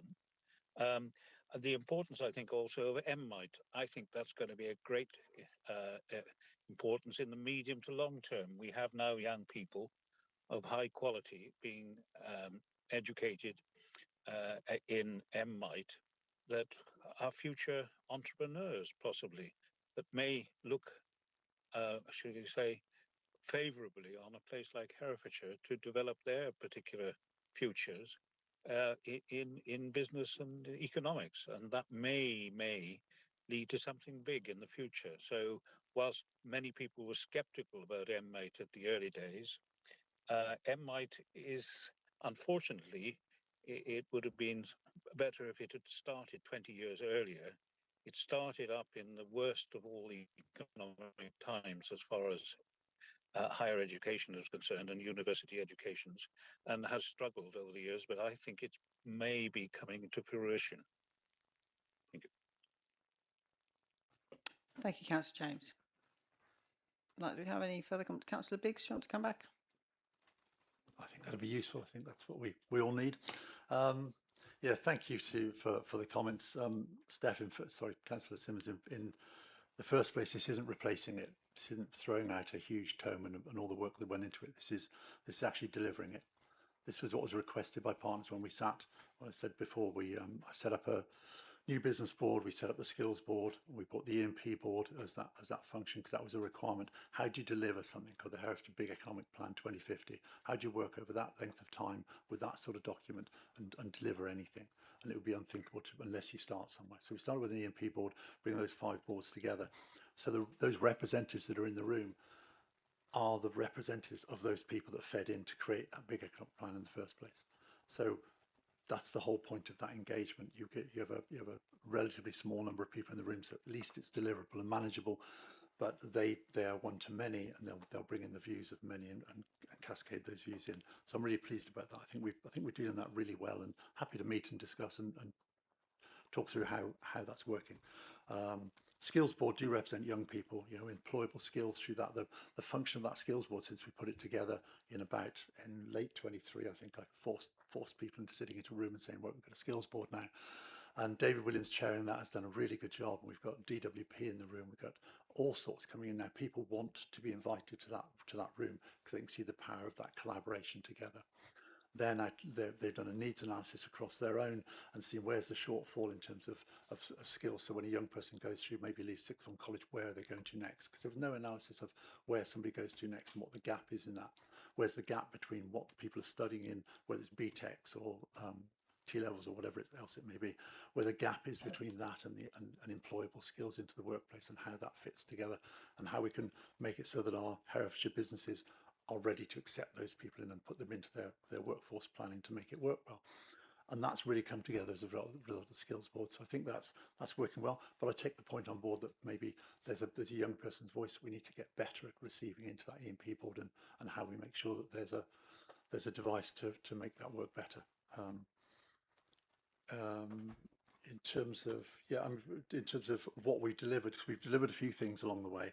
And some of this started previously because these plans, or there's a plan that was being developed, obviously people were working towards those things already. So I make no apology for the fact that we're already in play. But we've new business board, new skills board, Ross Enterprise Park, 20 years in the making. Harry's standing there in a sheepskin coat, saying it's coming soon, and 23 years later, it's coming now. Apprenticeship awards, we put the first apprenticeship awards on last year, the date for the new apprenticeship awards. Just I'll put this out there, we've got a date in September where we're bringing all the winners from the apprenticeship awards last year together for a dinner to celebrate that achievement, together to launch the new apprenticeship awards, so that we can get into the next one, and that will be in February in apprenticeship week next year. So again, building on the success of that, because I tell you now, I said let's have a black tie event the way it is in lots of places. It's celebratory, and I got some pushback from officers. I listened to the officers and I accepted that, because I think it was, and they were absolutely right and I was wrong. So what we had was at the yard, and it was really relaxed. People felt comfortable to be in that space. It didn't feel like it was really formal and stand on ceremony. It was really lovely to experience just the positivity in the room. And for example, Wye Valley Trust, Chris from Wye Valley Trust, I talked to him at the end, and he had his certificate in the hand, and I said, yeah, pleased you came? He said, Graham, you don't understand, this is 5 years work. We've worked for 5 years, and this is the affirmation that this 5 years work was worth it into our apprenticeship program. This is going to be key for our recruitment into those programs going forward. I think that's huge feedback. Just that one piece, and apart from the rest of the positivity, was amazing on apprenticeship awards. We've got a thriving Visit Herefordshire for tourism, so the county bid that that vote's coming up really soon. The work that county bid has done is frankly amazing. And I sat in those original first few meetings, and Diane was recruited, and you think sometimes, well, have we got the right people in the room, and have we got the right strategy? Diane's just knocked the ball out of the park. I mean, no one needed even to pop it up in the air. She'd have picked it up and hit it herself. It's what she's delivered there, and the numbers we're seeing for tourism in this county, the growth in our tourism sector, the money that's being paid through into employees in that sector, is frankly phenomenal. And I've got nothing but praise for Diane on that side of things. Forums, we've had a series of forums where we bring businesses together, where we can communicate. Businesses have talked to me about they've never felt like they've had a voice into council and hear from council in the way they are over the last couple of years. And this is, we've had a Charities Business Forum where we've put our own officers on the block there to answer the questions as to what happening with commissioning and all sorts of things to give a better understanding to those businesses and those charities. Again, that's communicating in that sort of way. Inward investment plan, we've got an inward investment plan now in place, an inward investment manager to promote Herefordshire as a destination to grow your business or to invest in existing business. So there's a lot going on. Wetlands, I mean, a favourite of yours. Have we delivered wetlands or have we not delivered wetlands? I believe we've delivered wetlands. So there's a whole range of things across the plan that are in delivery now, that are already being delivered, and that are planned to be delivered. But this is a requirement from our partners to say, okay, let's get a really tight focus. Let's get 3 years. What's in the next 3 years? What's actually deliverable? So we're going to focus on it. And when we hand over, whoever's in this seat in May next year can pick up the fact that there's a delivery plan. It's not just a 2050 plan, but there's actually a delivery plan that they can look at and say, yeah, well, don't like elements of that, whatever they want to do. But I would urge whoever sits in this chair in May and June in 27, the first thing they should look at is, what do I want in my 3-year delivery plan when this one runs out? Let's work to complete it. But what am I looking at for the next 3 years? Because that's going to be the real test for the next person. What I've got is a baton from the previous administration of 2050. That's the big plan. We say, how are we going to deliver? Here's a delivery plan. Here's my baton to the person next in the chair. Thanks, Chair. Thank you, Councillor Biggs. And I think it's probably safe to assume that you'll be proposing this. I'm happy to second. The recommendations are as set out in the report. Cabinet members, are you in favour? Thank you very much. So moving on to agenda item 10, which is the Corporate Peer Challenge Progress Review. To receive the report on the outcome of the Local Government Association Corporate Peer Challenge Progress Review held on the 28th of May 2026, and to endorse the continued delivery of the Council's action plan in response to the original recommendations. The item begins on page 153 of the agenda pack, and I look to Councillor Stoddart to introduce the report. Thank you. Thank you, Deputy Leader. Thank you very much.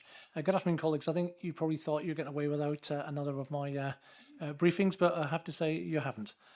I'm very pleased to this afternoon to introduce the report on the outcome of the Local Government Association Corporate Peer Challenge Review, which took place on the 28th of May 2026. You will recall that the original Corporate Peer Challenge in June 2025 concluded that Herefordshire Council was a good council that is striving hard to improve further, and it identified 5 key areas for continued improvement. Cabinet subsequently have approved an action plan which contained 24 actions to respond to those recommendations. The purpose of the report before you today is to receive the findings of the progress review and to endorse the continued delivery of. I'm pleased to report that the review found that all planned actions are either complete or on track for completion, and that the peer team's positive assessment of the council has been reinforced. The review highlights significant progress over the past year, including the achievement of a good Ofsted rating for children's services, continued strong financial management, progress on our transformation programme, improvements in the use of data and performance management, and increasingly effective partnership working across the county and wider region. Importantly, the peer team recognised that we continue to manage our finances well, are strengthening our transformation arrangements, and are playing a leading role in devolution discussions. While they rightly identify areas where further work is needed, particularly around data and organisational capacity, they were positive about the direction of travel and the progress being made. I would like to place on record my thanks to officers, members and our partners for their contribution to this work and for their commitment shown in delivering the improvement programme. In conclusion, I would remind you all that this is a renowned external body which shows that Herefordshire Council continues to meet our vision of delivering the best for Herefordshire in everything that we do. I therefore commend this report and its 2 recommendations to Cabinet and ask that we note the progress review note report and endorse the continued delivery of the action plan arising from the original Corporate Peer Challenge. Thank you. Thank you, Councillor Stoddart. I'm going to take a moment because the leader's not in the room. I wouldn't want to give him a big head. But, you know, I'm going to pay tribute to Jonathan Lester as leader. I mean, he is engaged with this process, initiated it. He wants to improve. He wants to make sure that this council is not just delivering a tagline by saying that we're delivering the best for Herefordshire in everything that we do, but that we are actually achieving that aspiration. So I would like to pay tribute to him as a leader in the way in which he has engaged with this sort of process, seeking to better understand, to improve, to continue to just get better and deliver.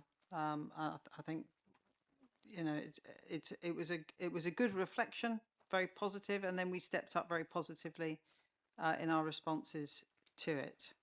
So that's what I want to say. Does any other Cabinet member have any comment on this item? Councillor Biggs?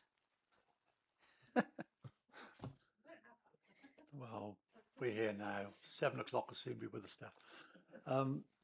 Yeah, I first want to echo your words on Councillor Lester, because he really has, and you know, it can be a sort of the annoying fly that buzzes around you that, you know, distracts you from the real, not Councillor Lester, the process. And for the record, for minuting, but he has embraced it really well, and I think there was something interesting when we had that feedback in, and I remember it talking about working with partners. Things. One of the things I took away from it was, and back to the forums, you know, the putting charities in a room and saying, you know, what's the issue here, guys, and getting that feedback into it and getting them so the two-way fit, so we can work more better with partners. It's really, really important, that element of it, and I think it just makes us better all round. Thank you. Do you have any further comments from Cabinet members? No? Okay. Didn't go to scrutiny. So, group leaders, Councillor Hitchener. Yes, I'll go first if I may. I think this document is intended to help the council improve. So there is criticism in this document, which I think we should be taking on board. There are just some general reminders, and then I'm going to go through the document and look at the positives and the negatives, rather than putting all the negatives together and all the positives together. But there are some reminders that we need a clear transformation plan, and we do need that. That's really the engagement with staff is very positive and very good. Still work to be done on data, and really the staff related bit is about capability and capacity. So going through the document, on page 5 it says a clear transformation delivery plan. The team noted that it was important to provide a clear transformation delivery plan, but this is not yet in place. And then on the next page, the peer team found a good degree of awareness among staff of the need for transformation. Further down the page, the council has the right ambition, but there is still a lot of work to be done in this area. And then at the bottom, it talks about turning performance data into insights, and service design on a consistent basis is still at work in progress. And the council will want to ensure that there is the capacity and capability to achieve this. I'm pleased to say on page 7, it's also, as Councillor Stoddart has said, the council's finance continue to be well managed. That's very good. We need to continue to achieve balanced budgets.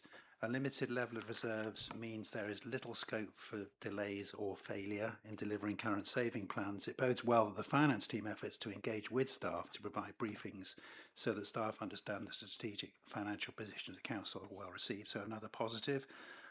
Bottom of the page, while this is an important step, the peer team consider that given the council's ambition, there is a risk that capacity and capability constraints will hamper effective delivery, and the council will need to be alive to when it is sensible to bring in extra resources. There's a positive note about the business board and the way that's moved forward. Whilst, yes, there have been discussions about devolution, I read between the lines on page 7 a concern about the future and how those negotiations are going to take place. And the lead member, who came from Somerset, has been around a long time, and he I'm sure would have raised concerns. So this isn't a negative report, but it's coming up with some areas of concern and improvement, and that's the whole idea of the Corporate PRIA Challenge. It's not there to come in and say what a great job we're doing. It's actually to improve, and I think it's really important we don't just see this as this is a really good report, haven't we done well, everybody? There are areas of concern about transformation, about data. Just keep going the way we're going, but we've still got some way to go. So a couple of cheers for this, but not 3. Thank you. Any other group leaders? No? Okay. I think I would simply comment that I've read somewhere this quote that improvement is a journey and not a destination.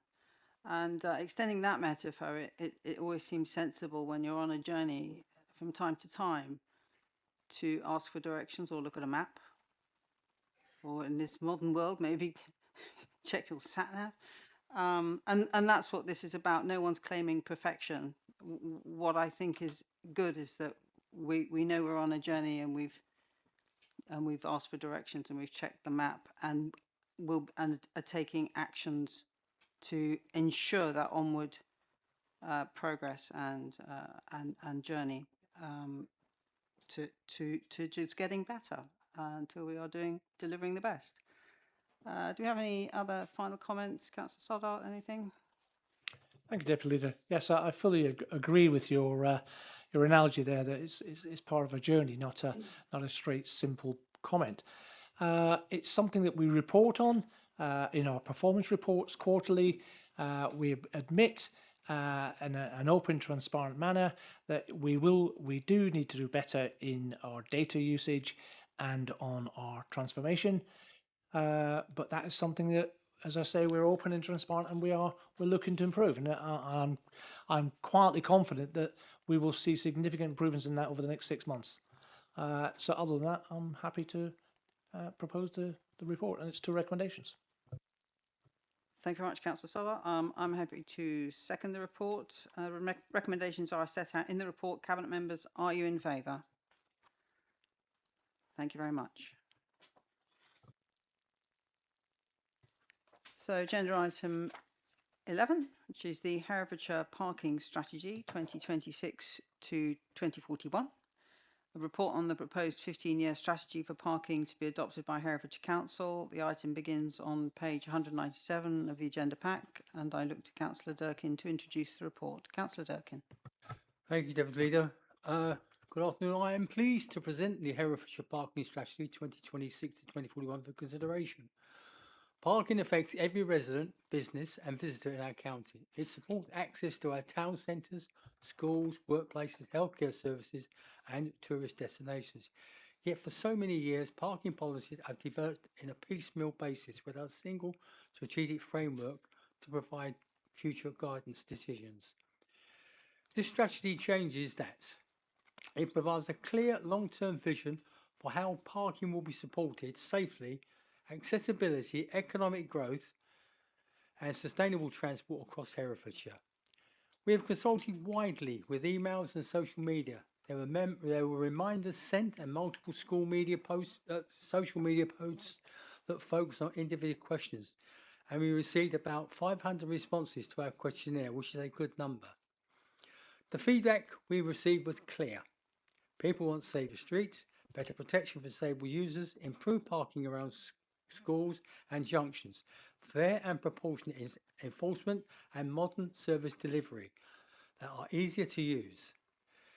Those messages are reflected throughout the strategy and its delivery plan. One aspect of this strategy I'm particularly proud of is that it's been developed in-house by Herefordshire Council officers, not by external consultants. Council officers. My thanks and congratulations to all officers involved for their hard work and professionalism. So this strategy, written by Hereford staff for Herefordshire, has been shaped by officers who live in the county and work in our county, who understands our communities and have listened carefully to the views of Herefordshire residents, businesses, workers, council members, parish councils and visitors throughout the consultation period. Further, the strategy also introduces a positive parking approach focused on education, communication and partnership, with enforcement targeted where it is needed to be most to protect safety, accessibility and fairness. This is not a strategy about creating barriers to people travelling by cars. It is about making sure parking works for everyone. It supports our town centres and visitor economy, improves accessibility for those who need it most, and integrates parking for the wider transport choices and ensures that parking continues to play a positive role in the life of our county. And finally, today, I ask that you support a modern, evidence-led framework that will guide future parking decisions and help ensure that parking in Herefordshire supports our communities, our economy and our transport network for years to come. Thank you, Deputy Leader. Thank you very much, Councillor Durkin. Cabinet members. Councillor Stoddart. Thank you, Deputy Leader. I'd also like to pick up in my capacity as Finance and Corporate Services, Councillor Durkin's points about the fact that the report was written by our own officers. And I'd like to go on record and thank Fiona Horton for her hard work in what the quality of her report is fantastic. And the fact that she wrote it and it saved us about £130,000, I'm even more pleased. So thank you very much. And I fully support this. Councillor Powell. This is not an opportunity for people to throw things at me when I say my comment is as a consequence of my experience as a police officer. But there are 99 mentions of the word enforcement in this strategy. But what is particularly important and pleasing to me is the very clear approach that it is not all about enforcement. It is about encouraging people to drive and park safely and responsibly. Where necessary, there will be an element of education. So I think that's important. And then one thing which may well appear to be a small thing, but for me it's particularly important, and Councillor Durkin and I had a conversation about this earlier today and previously have had a conversation about this. It is important that the role of our enforcement officers are recognised in this. They are not all about enforcement. They are often there as the public uniform face of the council, provide directions to members of the public looking for particular locations in the city. But we do need to recognise that because of their role, on occasion they are subject to abuse, and we simply cannot tolerate that. We absolutely must support them, and we absolutely must hold our police partners to account that where a case does need investigation, separate to prosecution, that those staff are supported by a robust police investigation. But the strategy is to be really welcome. Thank you. Thank you. Any other cabinet members? Yeah. So I mean, I for myself, I think the strategy is definitely welcomed, and I also would like to join in the comments made about the quality of this piece of work done by our officers and congratulate them on it. I think it's balanced and proportionate and offering choice, and it was a very much needed piece of work. So congratulations, I think, on that to Councillor Durkin and to the team who produced it. So I will move on now to the report was considered by the Connected Communities Scrutiny Committee in April 2026. Do we have anybody from Connected Communities who wishes to speak to this report? No. Okay. So therefore I'll move on to group leaders. Councillor Simmons. Thank you, Deputy Leader. We very much welcome the development of the parking strategy and the fact it was done in-house. Well done, Gemma, to you and your team. That was fantastic. There are really many positive elements, including the shift to positive parking, education first enforcement model. That is going to be so welcomed by residents of Herefordshire who are trying to navigate their way around and find places to park. However, as you would expect me to say, there are many multiple opportunities for improvement, and I have submitted to you as a response to the PGC, the Green Group's comments on that. I'll repeat some of them here just to make sure that it's captured. The strategy still frames parking supply largely around accommodating demand rather than actively shaping it. You know, we really need to get away from that predict and provide to decide and provide approach, which is how government wishes, you know, parking to be considered. Given the challenge of growing demand, you know, we really do ask Cabinet that they adopt an explicit modal shift target tied to the LTP5 carbon and active travel objectives. This is our transport plan. That is the objective set in there. We should be linking our daughter plans into that, and the parking strategy is one of those. We believe investment in the use of workplace travel planning is key to this, as is park and choose and park and ride. The language around park and choose has been aspirational at best until now. Sites, are, as we've heard from one of the questions from councillors, was, you know, this languishing on the periphery of the city. We at the Three Elms approved another park and choose site. I don't want it to go the same way as the Homer park and choose site. We're pleased to see in response to the PGC and scrutiny that you have included within the strategy reference to the park and ride of sorts. I think it would be using existing buses, networks. At Grafton, linked to the SLR has been included, but this really does require further development and explanation to really help drive that modal shift for the last mile into the city.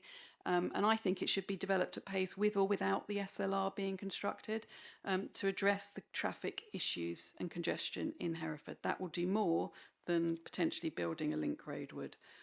The strategy is really honest about the local electrical vehicle infrastructure funding only covering on-street charging points, leaving car park provision dependent on concession arrangements through WENIA contract. And we would really like to see a published rollout timetable and a specific commitment that rural and market towns are not left behind in this. You know, Herefordshire has a real paucity in high voltage charging. And, you know, car dependent, our rural area residents are really car dependent, and they're not able to make that shift to EVs without that fast, rapid charging facilities. That has to be both within the market towns as well as Hereford City. There's a significant opportunity, we believe, to also generate income and energy on site and building solar shades. There are companies out there that you can build and lease to help generate electricity for the parked EVs, dumping straight into batteries, no requirement to go onto the grid. And these also act as shades for heat islands, which are car parks. They are the worst places. If you know what it's like getting out of a car with all that shiny metal, it heats up, and having solar shades is vital and links to our climate adaptation strategy. So I think, yeah, I will leave it there because I could go on, but you've got my response. Thank you. Councillor Hitchner. Thank you. So on behalf of Independence for Herefordshire, going back a little bit to some previous comments, there's a bit of a stress within this report, because it's very concerned about safety, and members of the public were consulted. Strong emphasis on safety, with 80% of respondents identifying it as important or very important, and general support for improved enforcement. So when the report talks about yellow boxes, and no, we're not going to enforce people being in yellow boxes unless particular circumstances apply, it's almost as if it's a dichotomy, isn't it? People want enforcement, but they don't want enforcement. And I'm a little bit confused as to, I think the report ends up going down a middle course, actually doing neither one nor the other. And I think to Councillor Power's point also about the enforcement officers, I warmly, we warmly embrace the idea that enforcement officers are not there just for enforcement, but actually they need to be friendly. They're adverts for Herefordshire Council. They need to be so helpful and all this lot, but at the same time, members of the public want them to be enforcing. So where does it come? And I'm not quite sure the answer is actually clear enough to me in this report. It's neither one nor the other. And just a couple of other observations. I think Park and Ride, it's been talked about for some time. I know it's been looked at some years ago and was rejected as a possibility. I would like to see it looked at again, and I'm pleased this report suggests that's what to happen. But I don't think it's in the plan for the next year. That's going to push it back. And in the same context, there's been a review of the car parking strategy and what's to happen when the car parking spaces disappear from Merton Meadow. We've had previous assurances that nothing is going to happen with Merton Meadow until alternative parking arrangements are provided. So if that report is not in the plan for at least, I think for years 2 and 3 and 4, it's going to be many years before Merton Meadow actually anything happens to it. So our wish is that a way might be found to speed up both those elements to research Park and Ride. It doesn't work everywhere. The research may come out and say no, it's not going to work here. I was surprised to find out that in Swindon they have a Park and Ride, or they did, and they've abandoned it, and the land where that is all closed off and they're not using it. So maybe it doesn't work in Hereford. We'll have to see. But I would like to see that push forward in the agenda, and also a review of the parking strategy. I just don't know where that is, and Roger Allen is not here, so he can't answer for that. But maybe a cabinet member knows more, or Mr. Hobbs. Thank you very much. Thank you, Councillor Hitchener. Councillor James, do you want to come in? Yeah, I'm going to go on the Park and Ride, which I was very keen on at the beginning of life as council. But the problem Hereford has is that, I mean, I use the comparison of Shrewsbury in Shropshire. Shrewsbury has a ring road around Shrewsbury, and it's possible to have a reasonably sized Park and Ride business, as it were, because you have to have a regular bus service going from the Park and Ride car park in order to into the city. And it just doesn't work in Hereford, because we have at least 7 or 8 arterial roads going into Hereford, and none of them are linked. And it would be impossible. I mean, I remember in about the year 2000 or 1999, Shrewsbury were having to subsidise their Park and Ride by, I think it was about £1.25 million or something of that sort of figure. And it would have been millions in order to do Park and Ride to subsidise the bus service, because you cannot have a Park and Ride where the buses go at longer lengths than a half an hour, because people would arrive and have to wait half an hour before they could get a bus into the town, and that wouldn't work. People would say, "Oh, I'm fed up with that. Well, we'll just drive in." And so where they've tried that where the population doesn't warrant it, it doesn't work, sadly.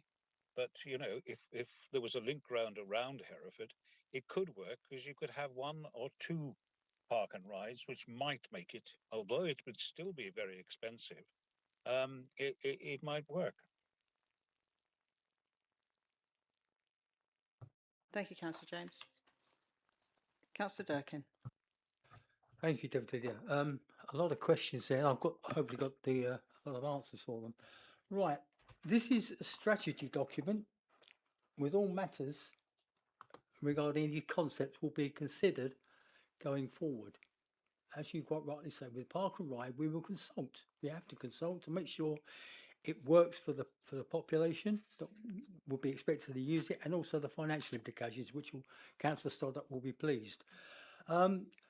This was my point to congratulate Fee Horton also on her excellent work with this document, and also the other team. It is a remarkable piece of couple of 100 pages of good information, well put out. So I thank her for that. With regard to enforcement, we're going to have a position where we inform, educate, enforce, i.e. positive parking. We're not going to stick a ticket on a car. If we can educate people, they maybe won't do it again.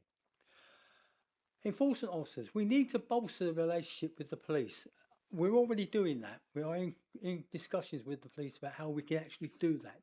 And it's vital that they get the protection that they need and require at certain points in their life, because they do meet an awful lot of abuse. All comments have been received and will be considered. Thank you for the Green Party paper, very helpful. This document will be aligned to LTP5 and has other strategies linked to it and the LTP5. We've got parking charges, etc., which will be linked to this, the hanging off of it. But this is the strategy for the nuts and bolts, if you like. Appropriate enforcement, talking about yellow boxes, especially safety focused. We don't want to start enforcing things that are spurious because we lose credibility. So we're looking at a judgment call, which is the positive approach, whereas the safety element especially. Meadow, it is mentioned in the paper, a multi-storey car park, and in Appendix 2 it says it's 1 to 2 years. So just for your information, you must have missed it. We will be taking our proposals for Park and Ride. Obviously, as I said earlier, we will be consulting with the people that need to be consulted with. We're not going to just install something, because that's folly. We waste money, and we're going to have a reliable and decent parking space that people can rely upon. Buses, yes, we're going to need to work with partners, but that's part of the game. We need to work together to produce. So I would recommend, Deputy Leader, this paper to the Cabinet. Thank you. Thank you, Councillor Durkin. And I'm happy to propose. The recommendations are set out in the report. Cabinet members, are you in favour? Thank you very much. So agenda item number 12 now, food waste collection implementation. Following the successful award and mobilisation of the new recyclables and waste collection service, Cabinet resolved to approve the introduction of the new food waste collection scheme in May 2025. This report recommends the optimal approach to implementing this scheme and sets out the rationale for this recommendation against other potential options. This item begins on page 267 of the agenda pack. So Cabinet members and group leaders, I will caution you, if you wish to discuss the contents of Appendix B, please indicate before you speak, as it will necessitate a vote to move into private session. Thank you. So I will call upon myself to introduce the report. Thank you. Thank you very much. So colleagues will recall that the introduction of food waste collection is a statutory duty imposed on local authorities by the 2021 Environment Act. The intention of the Conservative government in instigating these changes was to reduce the food going to landfill. But in Herefordshire, we have already reduced our waste to landfill to less than 1% of the total, due to an investment in an energy from waste plant that has produced in excess of 1 million megawatt hours of electricity from the food and other waste that it consumes. Nevertheless, the 2021 legislation is clear in the requirement to collect food waste and to dispose of it via anaerobic digestion, which will of course also generate energy, along with creating digestate. It is usual when a government imposes a new duty that they also provide the funding to implement that policy.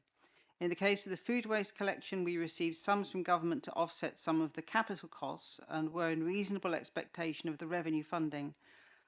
Colleagues will recall that the original Cabinet decision was based on that expectation.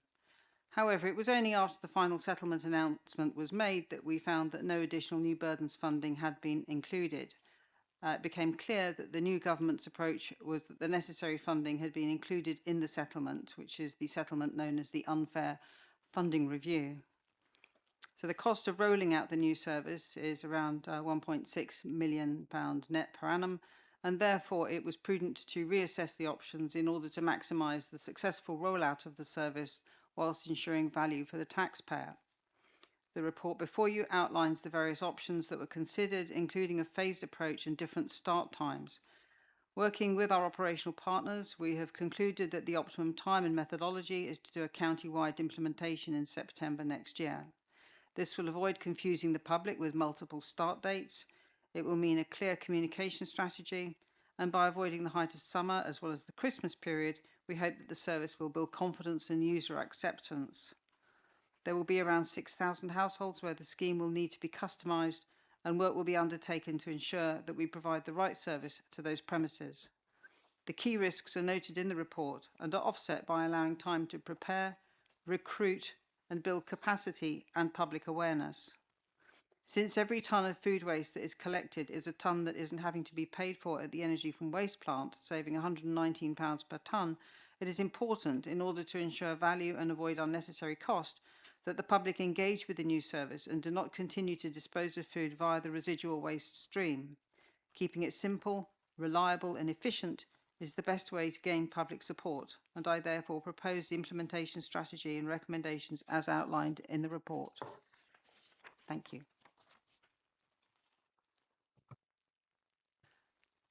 Cabinet members, do you have any questions or comments? Councillor Price. It's just an observation from one little place where we hear often in this council is that nothing happens to the detriment of the rivers Wye and Luggo, which I'm quite interested in. But on paragraph 33, where it actually says no digestate will be used within either the River Wye or River Lug catchment areas, could surprise us in time to come, as if every authority decides to say that digestate won't be put in anywhere where they have a river, then that digestate doesn't have a home. So we just have to just bear in mind that there could be an ongoing cost go down the road or a different process needed if everybody was to take the same action. It's only just an observation, but yes, I'm happy with it. Thank you, Councillor Price. Any other comments from Cabinet members? No? Okay, we'll go to group leaders then. Councillor Hitchener. Yes, my turn this time. And I won't keep you. It's the end of the meeting, but just three or four observations, if I can get my bit. So first of all, we support this. I mean, we have no choice. We have to go ahead with it. So thank you for all the work that's been done on it, and hopefully end up with a decent price for it. On page, I'm sorry about this.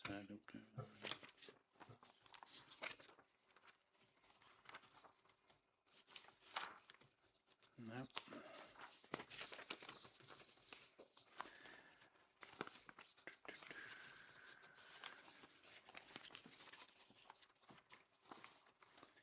Well, first of all, to kind of endorse Councillor Price's comments on paragraph 33, I think it's disappointing to say that we are transferring our problem to another county.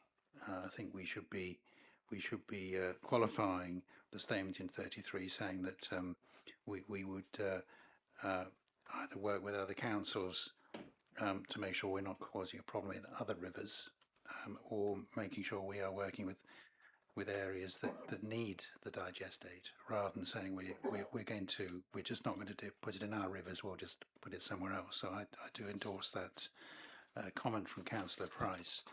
On clause 51D, it mentions food waste tonnage estimated is 86,000 properties at a collection rate of 1.5 kilograms per household served per annum. I wonder whether that's per week, because 1.5 kilograms is £3. And my last thing is partly with my Audit and Governance Committee head on about risk, and how it's important throughout the council that we look at risk quite seriously. And when I look at the risk management on page paragraph 56, it just strikes me as it doesn't feel like a risk in us. The first item is the risk of leak opportunity, allocation of funding from centralised budget. Well, that in itself is not a risk. Shortage of allocation of funding is a risk. So it just irritates me a bit when it's, and then the mitigations begins. This risk must be accepted. That's not mitigation. So I just read it, and I just get a bit frustrated in my role as sort of of audit and governance, when I look at a risk management like this, and I think, hang on a minute, this just it doesn't read right for me. It is not a risk assessment. It is not a detail about what you're going to do to mitigate it. And I think the quality of decision making in the council is improved if the consideration of risk is properly articulated. So those are my only comments. Thank you, Chair. Thank you. Have any, Councillor Simmons? Thank you, Deputy Leader. I think this is a case of better late than never with implementation of this statutory provision roughly 18 months later than legally required, due, as you've said, to the government rolling the revenue funding for this into the overall unfair funding settlement. And I do recognise that. I do recognise it is not something the council wanted to roll out late. I know we're not the only council in this position as a result of how government, the Treasury, decided to roll this in. I think the capital costs include a requirement for us to borrow 500,000 plus 1.4 million from the waste reserve, in addition to the 1.8 million DEFRA grant. You know, is this one-off, or are we looking at having to find additional capital in future years? You know, I'm assuming this is paying for vehicles and the bins, etc. So it's a real shame that government isn't funding that fully, that we've had to find the funds out of other areas. We recognise the rollout option being proposed appears to be the most cost effective, and I'm glad there was that option appraisal looked at. We welcome that it's county-wide. I think that's really great. Read the digestate issue. Is this being proposed for use out of county, or just simply out of the catchment of the Lug, and why? And is this something that, given the increased fertiliser costs due to the fluctuations in global oil prices, is this something we can look to generate income from? Thank you. Thank you. Do you have further comments? Councillor James? Thank you. I just wonder what is the actual environmental cost of this, because, you know, we live in a rural county. Whether an audit has been done as to what it is, we're going to have vehicles going long distance up roads and lanes in order to pick up half a kilo of food waste. You know, the sheer cost of it is going to be not just in monetary terms, but in energy terms, is going to be enormous. Yep. Any other comments from? No. Okay. So yeah, the point you make, Councillor James, is certainly one that I've raised on a number of occasions. But the fact of the matter is, this is a statutory requirement, so we've just got to get on with it. I know, but but yes, I think it's Whitehall civil service having a theoretical idea of how things might be done, and not actually thinking it through properly. Indeed. Thank you. The point around the funding is well made, but again, we are where we are. Cabinet members, it's that's, you know, this is something that we're obliged to do, and we're trying to find the best way of doing it in terms of maximising, very importantly, maximising public engagement, public acceptance of this new service. That is absolutely critical, and therefore to do it in the simplest, most efficient possible way, and that's the recommendation before you. So with that in mind, I will propose the recommendation. Can I have a seconder, please? Oh, got many. Councillor Durkin. Thank you. And members, are we in favour? Thank you very much. So I would like to thank everyone for attending, and to confirm the next meeting is scheduled for Thursday, the 10th of September at 2:30, and I will now formally close the meeting. Thank you very much.